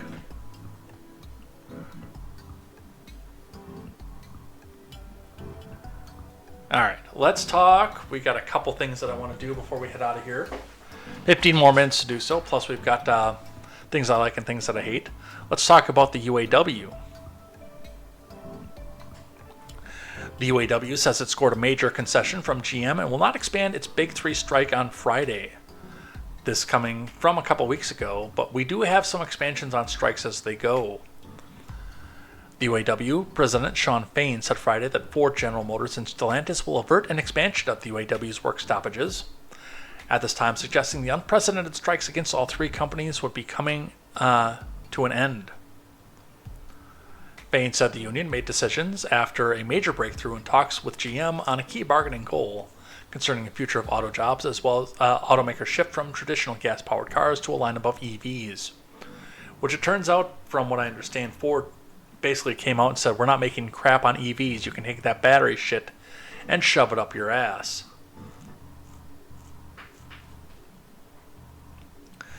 GM agreed to have the workers at its future EV battery plants be covered by the labor agreement governing other UAW members at GM, Fain said after the UAW threatened an expansion of the strike to a GM plant in Arlington, Texas that assembles the company's full-sized SUVs. The agreement is a major breakthrough on the union's key demand that there will be a just transition from gasoline-powered cars to EVs, which are seen as a threat to union jobs.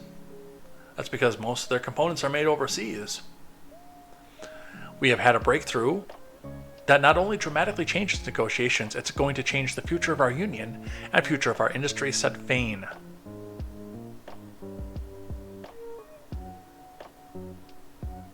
Man, I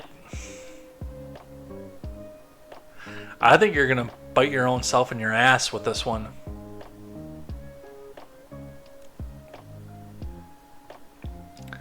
But we have one major concession coming on here.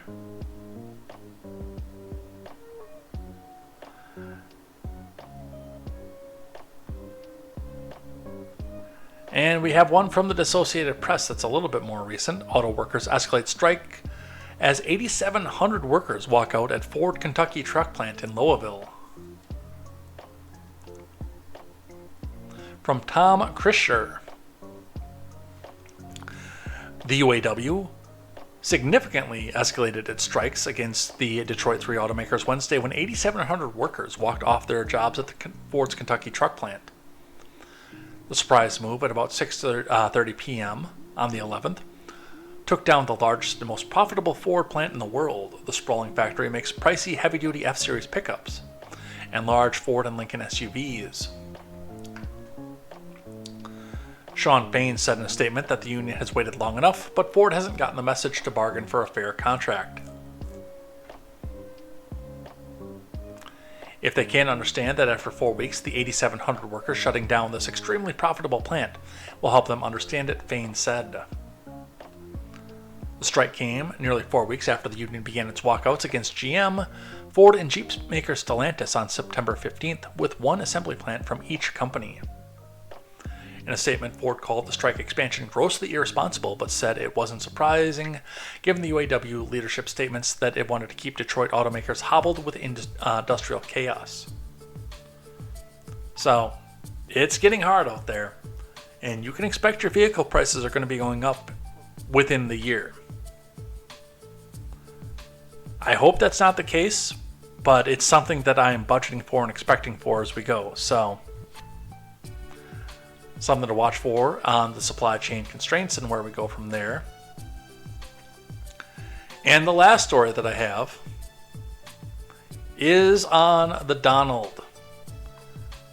She has finally done it.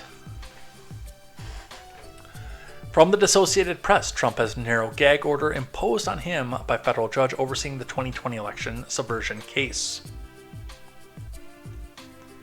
From Michael Kunzelman, Lindsay Whitehurst, and Alana Durkin-Richer. The federal judge overseeing the 2020 election interference case against the Donald on Wednesday imposed a narrow gag order on him on Monday, barring the Republican former president from making statements targeting prosecutors, possible witnesses, and court staff. Man, this sounds an awful lot like the country that we left in 1776. Well, at least how they were in 1776. Criticizing government officials, that's part of the American dream. The order from District Judge Tanya Chutkan marks a milestone moment in the federal case that accuses Trump of illegally conspiring to overturn his 2020 election loss to Democrat Joe Biden. It's the most serious restriction a court has placed on Trump's incendiary rhetoric. Boy, this isn't propagandized at all. Which has become a centerpiece for this grievance-filled campaign to return to the White House while fighting criminal charges in 4 cases.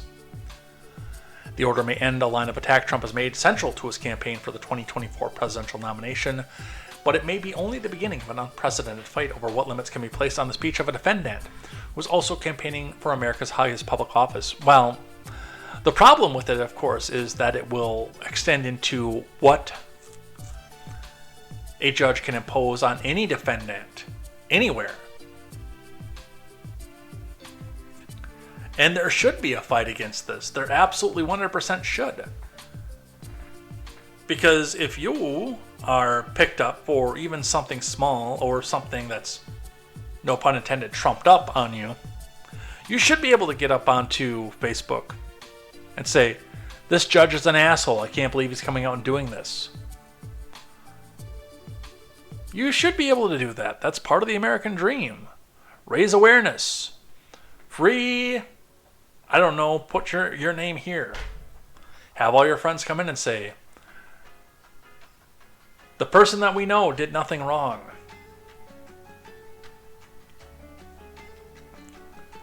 You should be able to criticize the government. That's a founding principle of our nation.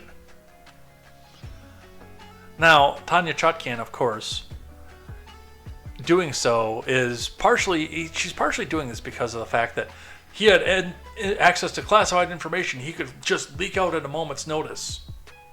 And I know that's going to be a part of the Miami case as well, which I don't see any sort of gag or order coming off of that one because of who the judge is, Eileen Cannon, for that. But unpopular opinion, I think that for a couple reasons this helps the Donald's campaign. Now, hear me out for just a sec. Number one, of course, the point that the government is oppressing him because they want to keep him silent on what it is that they're doing behind the scenes is one aspect of this. And you don't have to have a tinfoil hat on to see that that is something that's happening. But the other part, and this is something that's frustrated me about the Trump campaign since it started. Since it started the last time, last year, one of the things that's frustrated me the most is the fact that he cannot stop talking about 2020. And technically now, with this gag order in place, I believe he has to stop talking about 2020. Which means, hey, we can actually start to talk about some of the plan of what's going to be coming for 2024. We can have an argument of substance. Because let's be realistic about that. The entirety of the Trump campaign so far has been, vote for me, because wait, hold on, I gotta remember if the rules say I can say this on YouTube or not. I think I can. If you don't see me next week on this channel, subscribe to the backup channel. Vote for me, because in 2020 I got robbed. They took it away from me. And I'm your heir apparent, so come out and vote for me because of what happened in 2020. No, I don't want to hear that. I want to hear, how do you bring the jobs back? How do you stop the spending? That's something I'm very interested in. How do you stop the spending? How do you stop the culture wars of things like this, of people who are getting arrested literally for being a supporter of you? I voted for you in 2020. I understand. And I feel the way that you feel about this, which I'm going to dance around a little bit because I know that once YouTube changes the rules on the fly and they make it illegal to say about the 2020 election again, they'll go back and retro ban all the videos that were talking about it. But I do believe in the same vein as you of what happened in 2020. I do.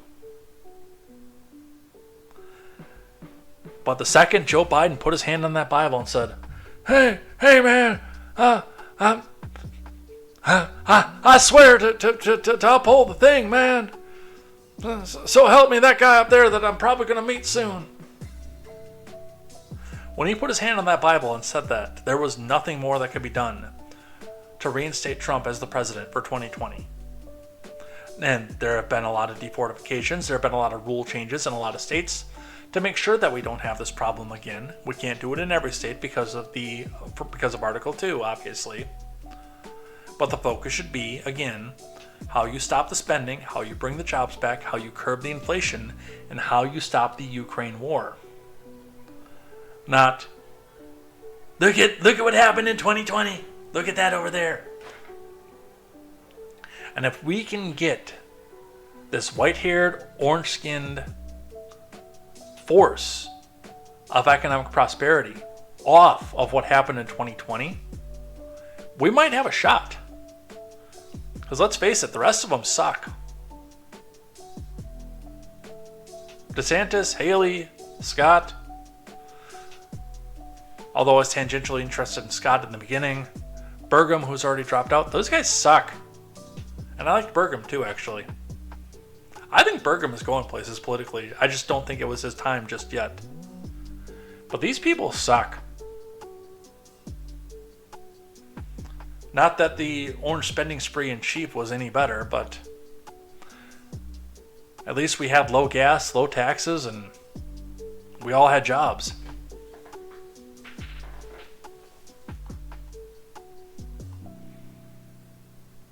So that's my take. I'm not going to read The Hill and CNN's takeaways from this. We've been reading The Hill and CNN since I started doing contemporary. You know what they're going to say. It's going to doom him. He's not going to be able to do any campaigning. Oh no! Oh, completely. I completely missed what Grant said over there. By voting to oust McCarthy, they improved the chances that Jim Jordan will be the next speaker. Technically true. That is technically true. All right. Let's do the rules of acquisition. Let's do some things I like and some things that I hate, and let's head out of here for the day. I did not bring the rules of acquisition over onto the screen for the day. So where did we leave off? Rules of acquisition. I wish they'd let me target and tag this,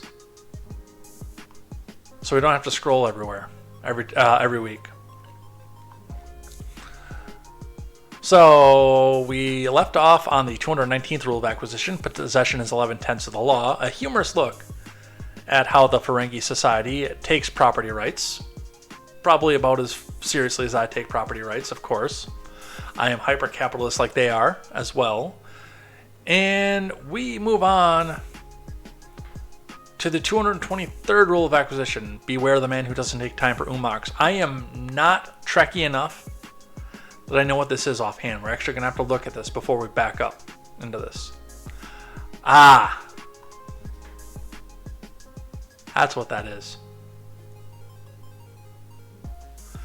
The act of rubbing or massaging a Ferengi's ears. Such an important of umaks to Ferengi males. The 223rd rule of acquisition states, beware the man who doesn't take time for umaks. Now I get where this is going, and I completely understand it. On the 223rd rule of acquisition, beware the man who doesn't take the time for umaks. There's a line in a Billy Joel song. Forget who it was. Paul is a real estate novelist who never had time for a wife. And we hear about this all the time. Whether it's people who have let their families go by foregoing, often enough, the sexual pleasure that comes as a part of being in a marriage. That is a key component to your marriage.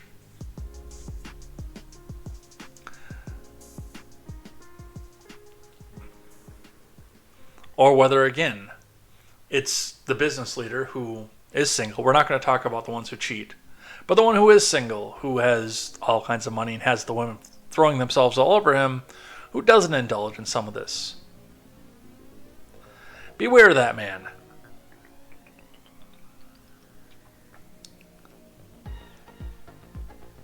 If he's got some sort of something out there where he can't take the time and enjoy the primal things in life, he's probably got something else majorly wrong with him too. Because a lot of this stuff is instinctive, especially like with umaks for the Ferengi. As much of a pleasure as they get from having their ears rubbed. But what it boils down to, and how we can use this in our regular life, is do watch for the person who is so dedicated to business that he can't take the time for the simpler things in life. Profit, of course, should be above all, especially in the Ferengi Society. But you do still need to have your ears rubbed every once in a while. Otherwise, you'll go crazy. Just like the person who doesn't take the time for his umox. So there you are, your 223rd rule of acquisition. Let's do a couple things that I like and a couple things that I hate, and we'll head out of here for the day. Things that I like, 2 in a row that are doing the same thing. Number 1, this is Patriarch of Jerusalem offers himself up in exchange for child hostages held by Hamas. There is a total willingness on my part. This is a Catholic cardinal in Israel, and we'll read a touch of this one, and then we'll go on to the next one, both in the same vein. Joshua Zitzer reporting for Insider. The Latin Patriarch of Jerusalem, Pope Francis, representative in the Holy Land, said on Monday he would be willing to exchange himself for the child hostages being held by Hamas in Gaza. Cardinal Pier Battista Pizzaballa made the comment during a video conference with journalists in Italy, according to Reuters. He told the press, "I'm ready for an exchange, anything. If this can lead to freedom, I will bring the children home. There's a total willingness on my part," he added. And in other news, in Israel, I know this is far, far away from the Israel news, but this really belonged to things I like and things that I hate. Taylor Swift's tour security guard returns home to Israel to rejoin the Israel Defense Forces. A little bit of this one from Billboard before I talk about why I like these 2 articles. From Rania Aniftos. Taylor Swift's security guard, who protected her during the Eras tour, has gone back to his home in Israel to fight against Hamas. According to Israel Today, he's joining the Israel Defense Forces, the national military of the State of Israel. He's got a pretty great life back in the US, the guard said, who wishes to keep his name anonymous. He told the Israeli journalist Aaron Swissa, who broke the news, "I got an amazing dream job that I love, great friends that I call family, and a very comfortable home. I didn't have to come here, but I could not stand on the sidelines while families are being slaughtered and burned alive in their homes just for being Jewish or being Israelis." Now, I don't agree with that last part of the statement. I think that there is more to what's happening here than they're just being burned for being Jews and Israelis. But with that being said, what the Cardinal has done has come out and said, "I'm not going to ask the government to do it for me. I'm not going to wait around and say, hey, everybody else go and do the thing that I want them to do. I'm going to go do it by myself and lead by example." Will it work? Probably not. But he's taking charge and leading by example and saying, hey, take me. Don't send conscripts. Don't send other countries in. Take me. I want to be there. I want to bring these kids homes, and if it costs me my own life to do so, I want to bring these kids home. And the same thing with this guard from Taylor Swift, who could have easily, especially with an easy life in the country, come out and say, "Oh, Joe Biden, no, please go out and send more troops over into Israel. Send them out there. Wipe out the Hamas terrorists, the evil Hamas terrorists." No, he got his ass on a plane, got back home, grabbed his rifle because he couldn't take his rifle on the plane, and said, "I will lead by example. I will do. I will not ask others to do for me. I will do." And so many on both sides. We saw a lot of this during the Bush years with the conservative movement. We've seen a lot of this now with the pro-Israel movement, again on the conservative side, the pro-Palestine movement, the pro-Ukraine movement, where a lot of these kids, young adults, and even older adults are coming in saying, "I want the government to go in and do this for me. I want the government to go in and step in and do something," whereas people like this cardinal and this bodyguard are stepping up and leading by example. I want this outcome for this conflict, and I'm going to do my part to do it, not ask somebody else to do that. I like that. I may not agree with the causes they're fighting for, but I like that they are leading by example.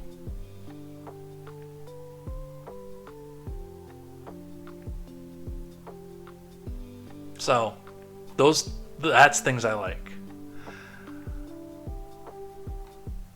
From CNN, Supreme Court to consider conservative effort to block federal power and challenge to qualified immunity for police officers.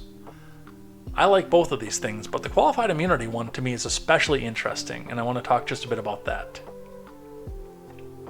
This is from Ariane DeVoe over at CNN.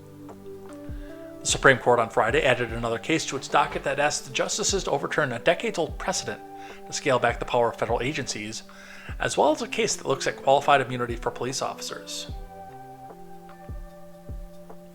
The new case is a companion to a similar dispute involving herring fishermen that the justices have already agreed to hear this term. Although the court did not explain its thinking, it likely added a new case because Ketanji Brown Jackson is recused from the first case, having dealt with it in a lower court judge before her elevation to the high court. The pair of cases represent a conservative attack on the so-called administrative state. So that's one good thing, is actually to put some of this back down to either be local or be something that, if it does have to be at a federal level, be in a position where the representatives put this in place. The representatives that represent the people have to do it, rather than just unelected executive bureaucrats coming in and saying, I need this agency, and I need this agency, and I need this agency to have carte blanche. And that's a good thing, but the qualified immunity case is the reason that I'm here. The justices on Friday also agreed to hear the case of a city council member from Texas who says she was arrested in retaliation for calling for the removal of a police ally. The case allows the court to revisit the scope of legal doctrine called qualified immunity, which protects police from civil claims. Which, again, goes back to something I said in the Chutkan case, is completely antithetical to the founding of this country. The case concerns Sylvia Gonzalez, a Castle Hills, Texas council member who led an attempt to circulate a citizen's position. Yeah, we're over the 2-hour mark. You can hear it in my getting tongue-tied here. A citizen's petition to remove the city manager and ally of the police from office. Gonzalez was arrested under a Texas tampering law that makes it a crime for concealing or removing a government record. She claimed she inadvertently placed a copy of a document in her binder and admitted her mistake. She spent a day in jail, handcuffed and wearing an orange jail shirt. The DA dropped charges against her and she later sued in federal court, alleging illegal retaliation in violation of the First Amendment, saying that the city manager had engineered a plan to arrest her and remove her from office. She argued in court papers that tampering statute used against her was overly broad, had never been used to charge someone for the uneventful offense of putting a piece of paper in the wrong pile. Now, the thing with qualified immunity is, this is a relatively small case that has much, much broader consequences.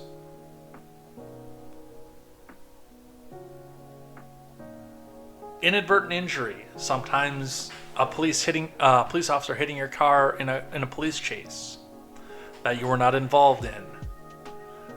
Negligence by police officer. These are things that cannot be sued by the people if the government wrongs them. And I do think that it's time for that to stop. I really do. I'd like to see this at least be put forward and analyzed to see if there is a case to get this overturned, so that the government can be back on equal footing with the people again, as it was intended at the founding. If the government wrongs you, you should have the ability to redress. Yes, even to the point of a civil liability. I like this. I very much like this, so good on this. You knew this one had to come in here. I got 3 more things I like and a couple things that I hate. The AOC fart. I find it funny, and the reason I'm doing this is just basically for the laughs, that this keeps happening to Democrats on TV. So there are people saying that this was a camera person sliding a cup across the desk again, or a camera person agreeing. I've not listened to this clip yet. I don't know what this is going to be. They're saying that he was just behind the camera going, but really low, so it sounded like a fart. Let's listen and you decide.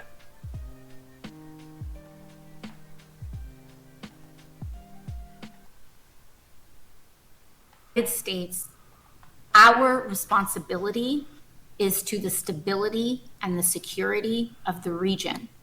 That means being able to support, yes, Israel in its defensive capacities, right, in its ability in that context.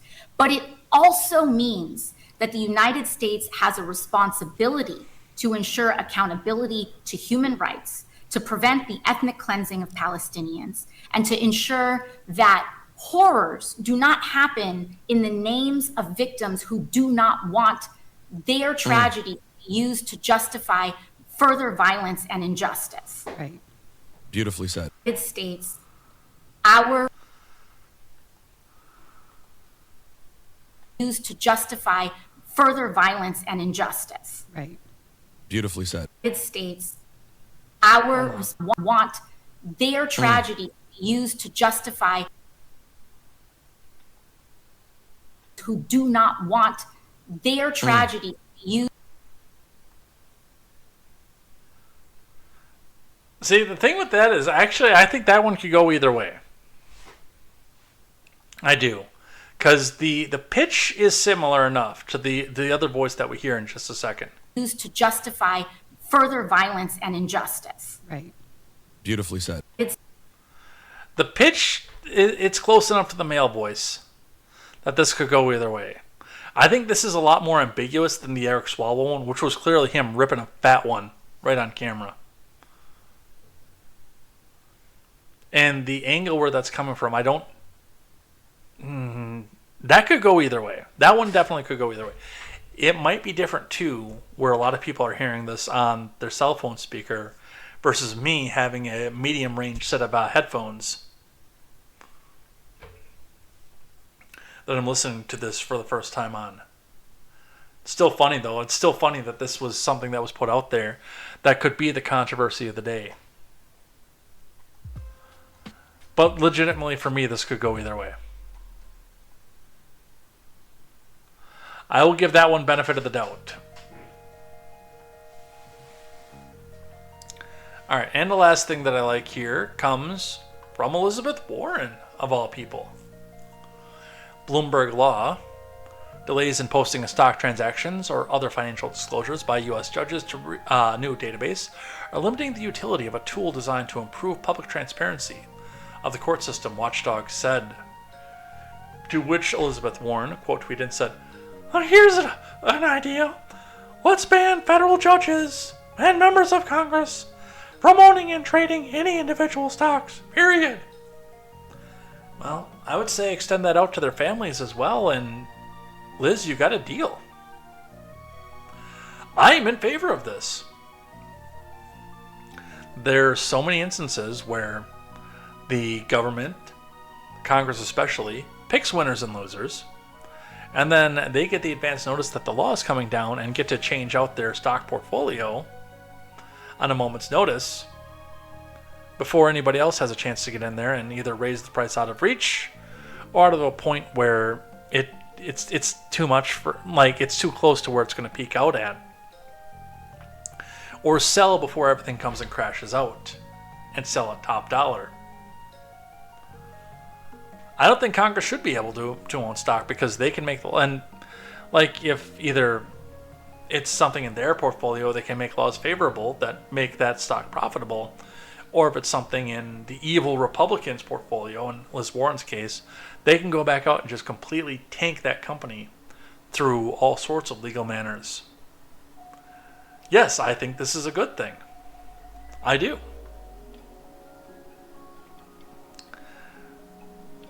And the last thing that I like today from CBS News: Americans failed to pay a record $688 billion in taxes in 2021, IRS says. Look for more audits. Now, I hate audits, but I want to congratulate the American people on withholding $688 billion from those jackasses in the federal government.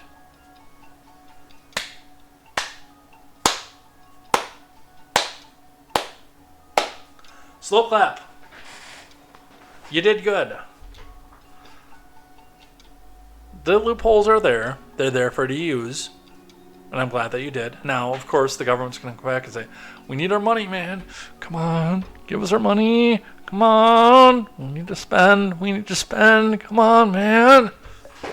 And they're going to send their agents with firearms in to pluck those of you who they've already drained dry through inflation and bad business dealings and overt regulation on private industry, and try to get as much blood back out of you as they can. But the fact that you were able to hold back $688 billion from them, congratulations. This bud's for you. Even though most people probably watching this channel or listening to this on the audio platform don't drink Bud because of the Dylan Mulvaney thing. Let's do a couple things that I hate.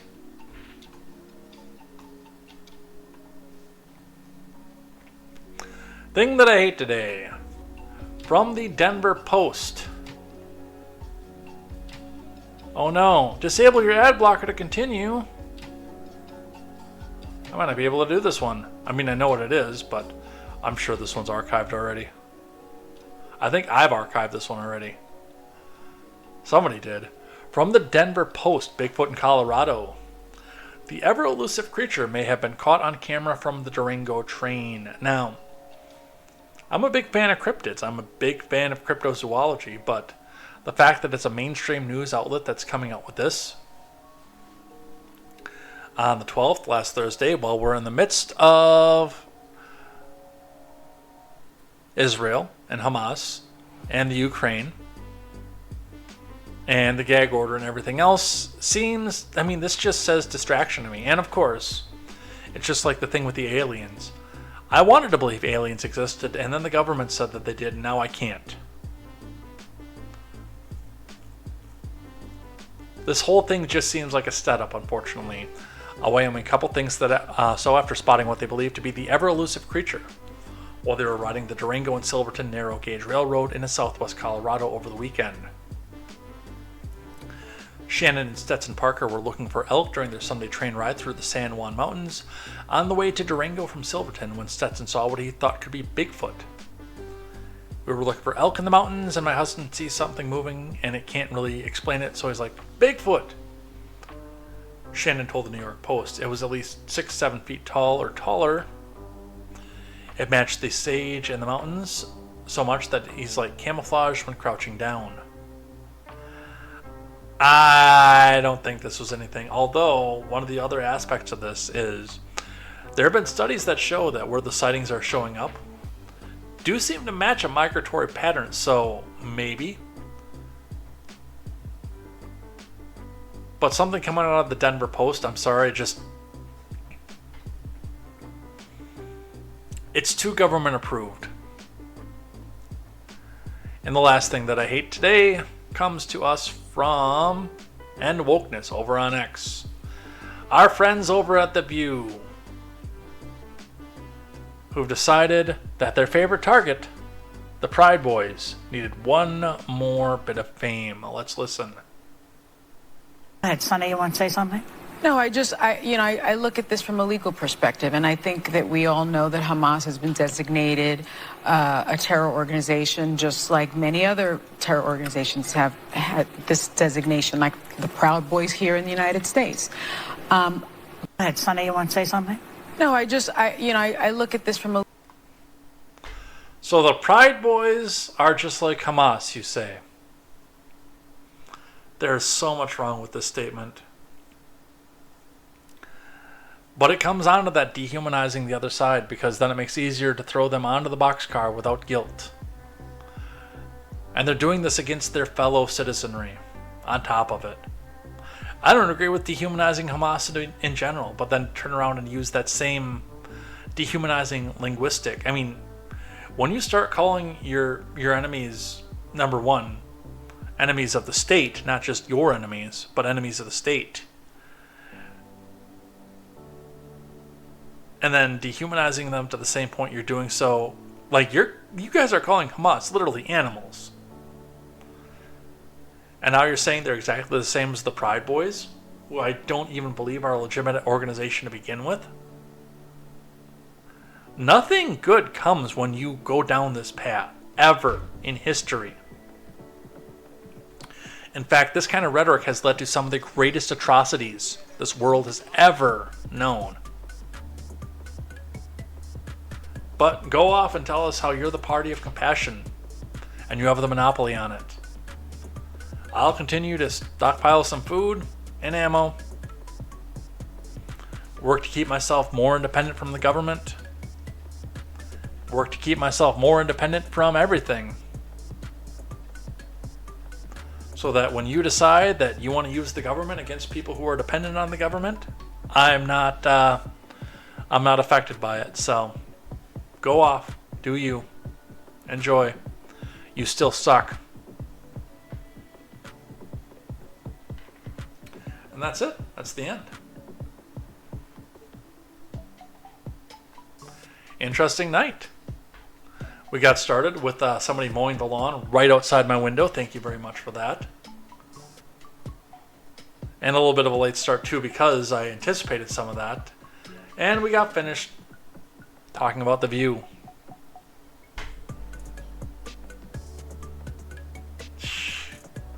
What a day. Let's throw some outro up and let's do this. Bacon and cheese bagel I see in the live chat for the music behind us. Where's my outro music?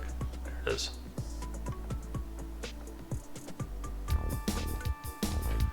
All right. Well, it's been an interesting night, definitely. It's been an interesting week. Last week was literally the Hamas and Israel show, and this week we got to go over some other things. So we have that avenue to go over some other things. Oh so, man, that's my voice. Let's roll that one back here just a little bit. But come back and join me here next week, 6 p.m. Central Time, for more news, more headlines, and more contemporary. Watch for the episode if you can't catch the whole thing on the audio platform or over on YouTube on the replay. Those will both be back up. And of course, the replay will be the recording, not the live stream. I do take the live stream back down and put it back up as the recording, so watch for that. Otherwise, I don't know if I'll be able to come in and do Final Fantasy X this week because of what's happening at work, inventory, and staying late tomorrow night means that we'll probably have to forego our weekly run for that. Although I'm off this Saturday, and I think we might be able to do something there. I got to make one trip out of town this Saturday, and other than that, I think we'll be good. So there's that avenue as well. But come back and join, and if you are on the Twitch side, stick around as we go out and raid. Otherwise, we'll see you here next week, 6 p.m. Central Time, for more news, more headlines, and more contemporary. We'll see what happens in the Middle East. We'll see what happens in the presidential thing. We'll see what happens with the gag order. Take care. Have a good night. And we'll see you next time over here on Contemporary. And until then, I am Jay Edgar, and this is Contemporary. Take care.